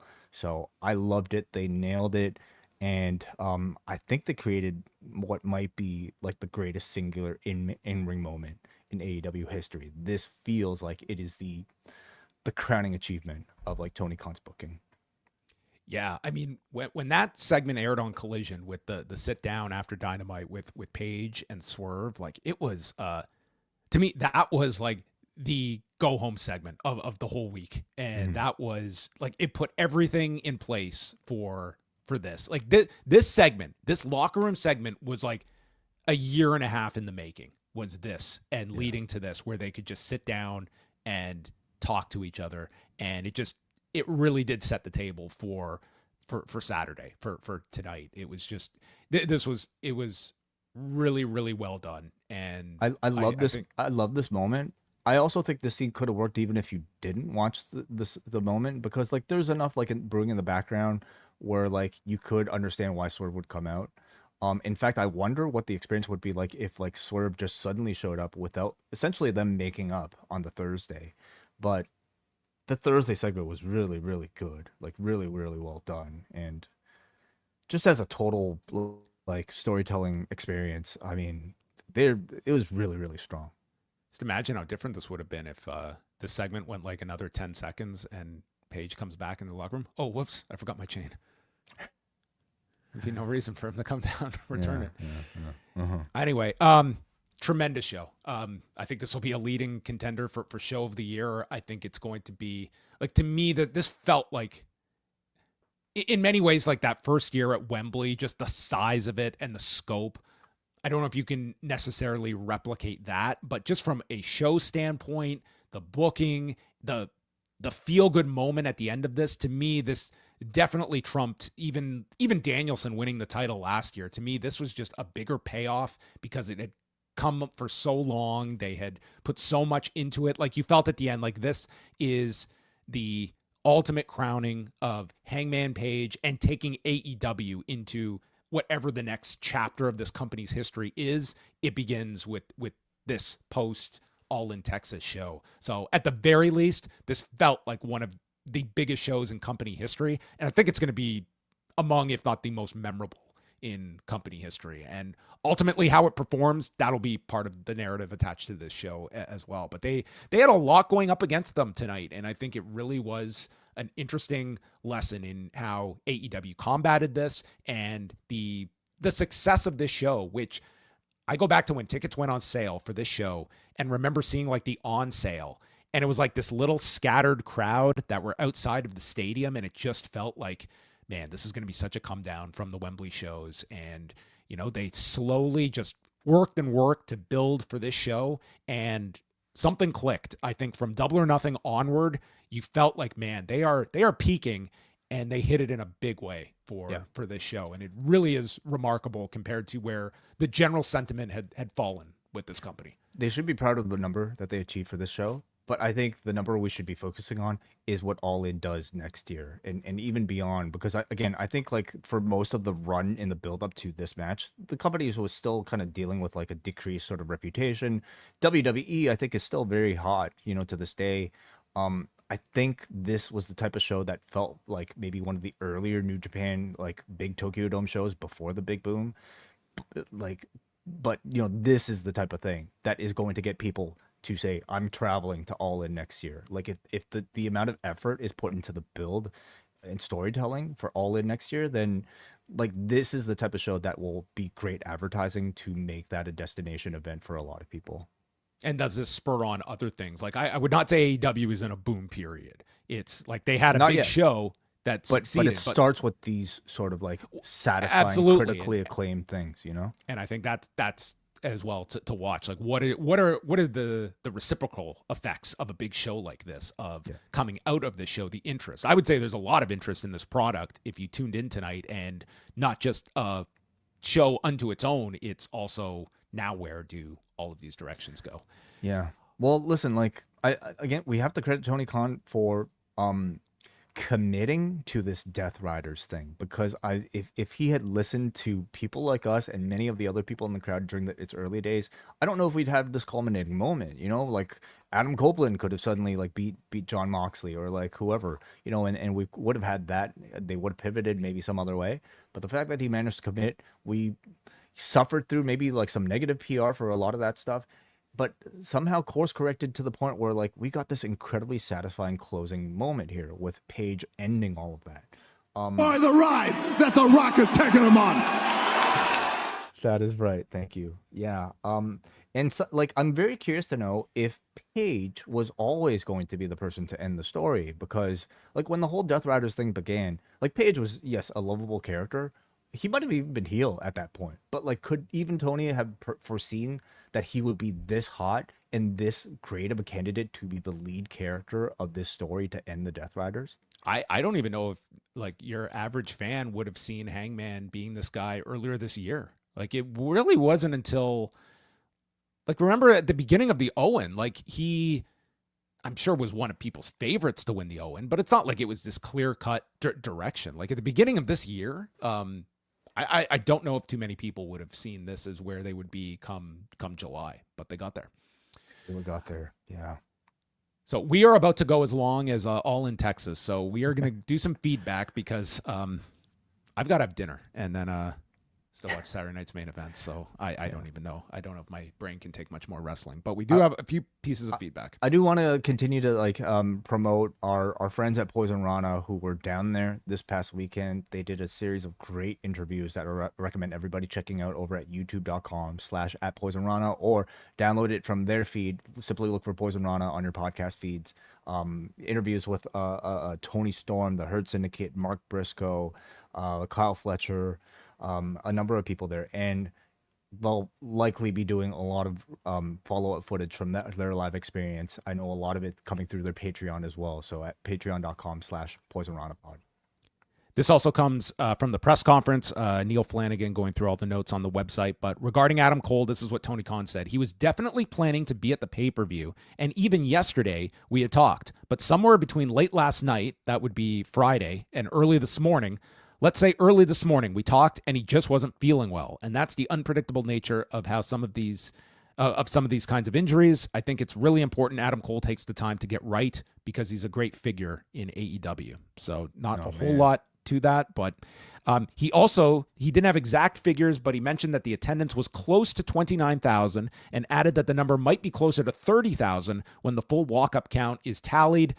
Did not give any gate figure, but earlier this week he had been saying that it was closing in on 3 million, but wasn't quite at 3 million. He was hopeful it was going to hit 3. So, I mean, if they got to 30,000, I would think there's a decent chance they crossed the 3 million mark. So this is significantly their biggest North American gate, beating out Forbidden Door from here in Toronto a few years ago, and third all time behind the 2 Wembley shows. Thank you, Neil, for all of that work over at postwrestling.com, giving us stories throughout the evening, and also Jack Wannon giving us a full report here of Saturday night's main event, as well as NXT from this afternoon. Those guys working overtime here. Yeah, big thanks. John Kleinchester did the NXT report, so a big thank you to everybody on the site covering all of the myriad shows that were happening today. Mm-hmm. All right, let's go to Brian from New Jersey. He says, hell of a show. This pay-per-view went nearly 6 hours, but I never felt the length. And says the top 3 matches delivered big time, as did Ospreay and Swerve against the Young Bucks. Also, I enjoyed the women's gauntlet more than the men's, as it had more interaction and chaos. All In is now equivocally their WrestleMania and Wrestle Kingdom. Yes, and he says, wishing the best to Adam Cole. I think it's very clear, as we've talked about this week, like there is a very clear-cut top show of the year for AEW with All In, and it does become an interesting. It's certainly super ambitious doing Wembley next year, but it is obviously they're going there with their biggest branded event. Let's go to Alex from Australia, who says, long-time listener, first-time poster. Thank you, Alex. I actually made the trip to Texas all the way from Brisbane, Australia. I was at Grand Slam in Brisbane, and it was a great show, but this was something else. Great show from top to bottom. Match of the night was the Bucks versus Ospreay and Swerve. However, the experience of the night was by far the main event. Perfectly structured with the right amount of violence and perfect timing on the run-ins. Place exploded when Hangman won. What a great experience. Biggest heel of the night was Kevin Hart in a DraftKings ad. He was consistently booed each time they played it. I had no idea why. Did I miss something? Thank you for all the great work you do. Been listening for years now and love what you do. Thank you. Well, thank you, Alex from Australia. I don't know. I don't keep up with like that sort of gossip much. I don't know if like Kevin Hart is to be booed for something else, or just the fact that maybe there's an ad that people didn't like. They didn't like the brand AEW activation. fans. They're not here for to be sold to with commercialization. Okay, they're here to watch professional wrestling. Yeah, Sean from Toronto. Just so we maybe do we have a match of the night or even main top event 3 for me? Main event was number 1 for me. Number 2, I would put as maybe the tag with Ospreay and Swerve if not Mercedes and Toni Storm. And I feel crazy, like, on this Okada Omega game. Like, I was really high on that match, but I don't think it was my top 3. Oh, me neither. Yeah. It would probably be like 4 for me. For me, I think the main event, just, again, the catharsis that it provided, probably top. But number 2, for sure, would be Ospreay and Swerve versus the Bucks. I really, really enjoyed that women's gauntlet. Now, did I enjoy it as much as maybe Storm and Moné? Not so sure, but, like, I think I would put Storm and Moné above, like, Okada Omega. Again, I feel bad. I feel bad, like, I'm making so many excuses for Okada Omega not being, like, my favorite match of the night. But I'd say, like the wrestling, I would lean a bit towards Okada and Omega, but for the full package and the atmosphere, like, that to me stood out more for the women's match. That just it was treated like it was as important as the main event. Like, that crowd really just treated it as such a huge deal. And it, like, I feel like that's the biggest women's match that AEW has done. We're talking about a show where Okada Omega might be 4th from the top for some people in terms of quality. And what does that tell you? It means it was a fantastic show. Sean from Toronto, AEW just paid off nearly a year-long storyline and solidified Hangman as the promotion superstar. Whether you're pro AEW or WWE, you have to agree that's great storytelling. I find it ironic that the show was going so long it ended up running against both of WWE's counter-programming shows. That it did. Yes, it did. We will be talking about that counter-programming on tomorrow's review, where we will be back for our review of Saturday night's main event and WWE Evolution. That's right. Depending on how long Evolution goes. I'm hoping we're chatting at I don't think that one's going 8 hours. I don't think so either. Although it does have 7 matches, which is a lot more than a typical WWE PLE. All right. Let's go to Cody from Maine, who says the Death Rider storyline will be debated for years to come as to whether or not it was worth it to have that type of faction dominate as they did for nearly a year. What can't be debated is whether or not they stuck the landing. They nailed it. Pun intended. The Avengers united to vanquish evil. The decision to have Dustin win tonight will also be debated for a long time, but I can't blame them for going for a feel-good moment in the aftermath of Adam Cole's announcement. I'm sure Fletcher will win the belt within the next few weeks at the most. For Cole, I can only wish him the best. What a bizarre and incredibly unfortunate string of events he suffered from post-Wembley main event a few years ago. I don't sense any debate over Dustin. I thought it was the right call for many reasons, not the least of which is that it really gave that audience like a giant like pick me up after, that was the match that I thought suffered the most from an audience that was sort of just down.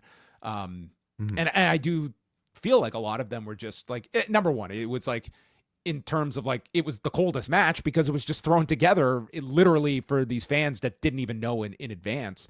And you gave them this moment that ended up pretty cool that if you're a big Kyle Fletcher booster, I'll promise you he'll get way more out of beating Dustin with some kind of build for that than if he had just won tonight. And he would have, the story would not have been Fletcher winning. It would have been Adam Cole is out and he relinquished the title.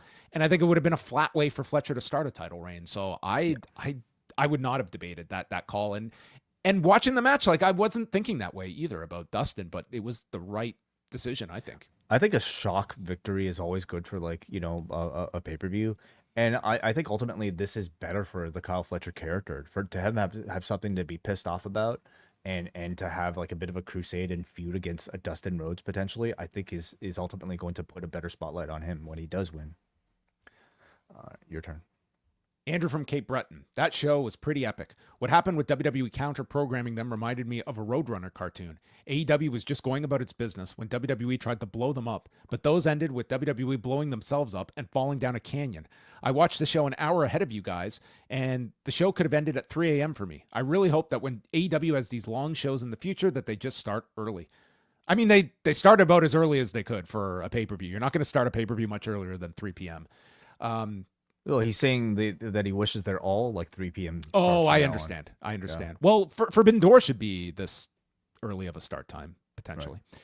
I never thought Omega and Okada would be in the position where they had to struggle to follow Toni Storm and Mercedes Moné. The Casino Gauntlet didn't have many surprises, and they focused on their own roster instead. I actually like that fact, and I felt that a lot of the talent, men and women included in those gauntlets, came off as stars because the crowd reacted to a lot of them as stars when they came out. I was completely wrong about the Death Riders angle. I thought it should have ended after Kenny returned. The wait was worth it. I think a lot of people are going to come to that. I do feel like this especially from April, March onward, once you knew All In was solidifying, I think a lot of people got into this, and I think Moxley ultimately, it'll be interesting how this is looked upon for him as well, because I don't know if you could have had too many people in this role as the guy that has taken this title hostage and been like the ultimate villain to take down that he played in this role and was a big part in this Hangman ascension. And what's the future of the stable? Like, are they done as a result of this, or do they continue in some form?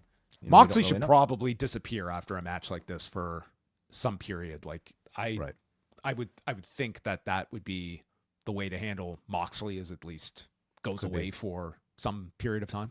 Yeah, could be. So again, like, I think maybe a lot of us will like maybe regret wanting to end the Death Rider story because it would have meant giving this up. But I also don't think we should be like regretting a lot of the criticisms of that Death Rider story at the time, because I think it's still warranted with the way that they presented the Death Riders and with the way that these matches ended, where like their MO was just like these constant run-ins. And okay, yes, it established like a desire for the audience to want to see that threat ended in AEW. I also think that there were probably more creative and more satisfying ways to get there while also still building heat that I would have liked to have seen them get to. So, I mean, for me, I still think those complaints are very valid. Anyway, let's go to Gary from North Texas, who says, I'm sitting in my car decompressing after attending the show tonight, and it was incredible live. The atmosphere, production, crowd, and matches all delivered. It hopefully came across as a loud crowd on TV, because for 8 hours it was louder than I've heard it for most Rangers games. It did to me, absolutely. Nearly everybody I talked to flew in or drove in for the show, which was surprising, with Okada Omega being the selling point for them.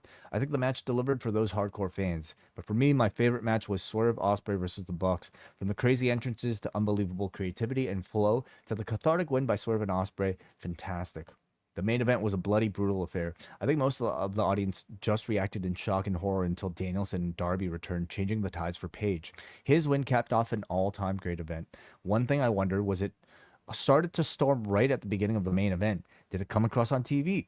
The thunder felt ominous as Page and Mox were killing themselves in front of us. Here's my picture of the view as he shows us here. Wow, you had great tickets near Look the at stage. this dude with his arm in the air. Quite the ink he's got. Wow, cool. We didn't get any sense of any kind of thunderstorm or anything like that. Isn't it indoor? It's got a retractable roof. So. Okay, but yeah, like we didn't sense anything. Yeah. Last one is Stroll from Boston. First and foremost, my heart goes out to Adam Cole. Dude seems so nice, genuine, and fun on his Twitch streams. I hope this isn't anything super major, and I hope he's healthy in the long term. Secondly, early start pay-per-views are the best. Finally, Toni Storm, Mercedes Moné was my match of the night. Being called the greatest match of all time, no matter the division, is a tall task to live up to, and these women crushed it. The storytelling, humor, and physicality was top tier. These two women put on a clinic and deserve all the praise for it. So there's a vote for Mercedes and Toni Storm. So a wide, eclectic range of matches to seek out from this All In Texas show. It was an excellent show, but it also is one of those shows that if like 6 years from now someone picked this for Rewind Away, I would be like, okay, we will split it up into three parts. Yeah, like I can't imagine ever sitting down. I'm like, I'm gonna throw on this 8-hour show to relive. It's a lot. It's probably the. Yeah, to be fair, like most people on rewatch will not be watching the 0 hour. I don't even think like they join those files like that. So 6 hours. It's only a 6 hour part of your day, John. Okay. Yeah. It's long, but like, man, it was good. It was a really great show. I can't complain about that. So at this point, we breathe in, we breathe out. We breathe in, we breathe out. We breathe in. Decompress and just let all of that go. Thank you for spending like 2 hours 40 minutes talking about the show with me. I thought it was one I was really excited to talk about, and hopefully you guys enjoyed the conversation. Yes, we're going to do this all again tomorrow night. So if you have not done so, do hit subscribe on the channel. It really does help with us as we build up subscribers. We're very close to 20,000. Very, very close. Knocking on its door. Okay, as close as Tony Khan counting up those attendance figures, hoping he hits 30K. Help us get to 20K, turnstile count or not. All right, so make sure you hit subscribe. We're back here on the YouTube channel after Evolution. We'll also go through Saturday night's main event. So when we put up the feedback thread on Sunday, if you want to leave any quick thoughts on the WWE offerings, Great American Bash included, you're welcome to do so. Wai, thank you as always for dedicating your whole Saturday and then chatting with me. Thank you to your wife, and thank you to I guess my wife as well for managing the chaos that's upstairs as we stay in the basement watching our professional wrestling and talk about it. Yes, very, very understanding partners as we disappeared for the entire day, and then we'll have to do so again. This is why I'm not in favor of these daytime shows, because like it just means more work for like everybody else at home. Well, on the other hand, had this been a night show, it wouldn't have even been over yet. We probably would have had 2 more hours to go. So there's no way to slice it. But that's it for us. Thanks to everyone for joining us. PostWrestlingCafe.com, again, to support Post Wrestling. We have a new Rewind Away up there chatting about the aforementioned Vengeance 2005 from 20 years ago. Quite the fun review that we went through. And XL versions of Rewind a Raw, Dynamite, and SmackDown dropping there and going live every Monday, Wednesday, and Friday night. Cafe members get live access, which comes with the news of the day, all of your feedback and questions, the full Rewind experience. So, and this show completely ad-free. It just as a bonus. Some of these shows we put out on our free feed, but at the very least we will offer ad-free experiences for all of our Post Wrestling Cafe listeners. Our conviction as it applies to the industrial logic of this merger has been affirmed. That's not as funny as you think it is, John. I'm sorry. I'm going to go work on my humor over the next 24 hours. We'll chat with you after Evolution. Good night.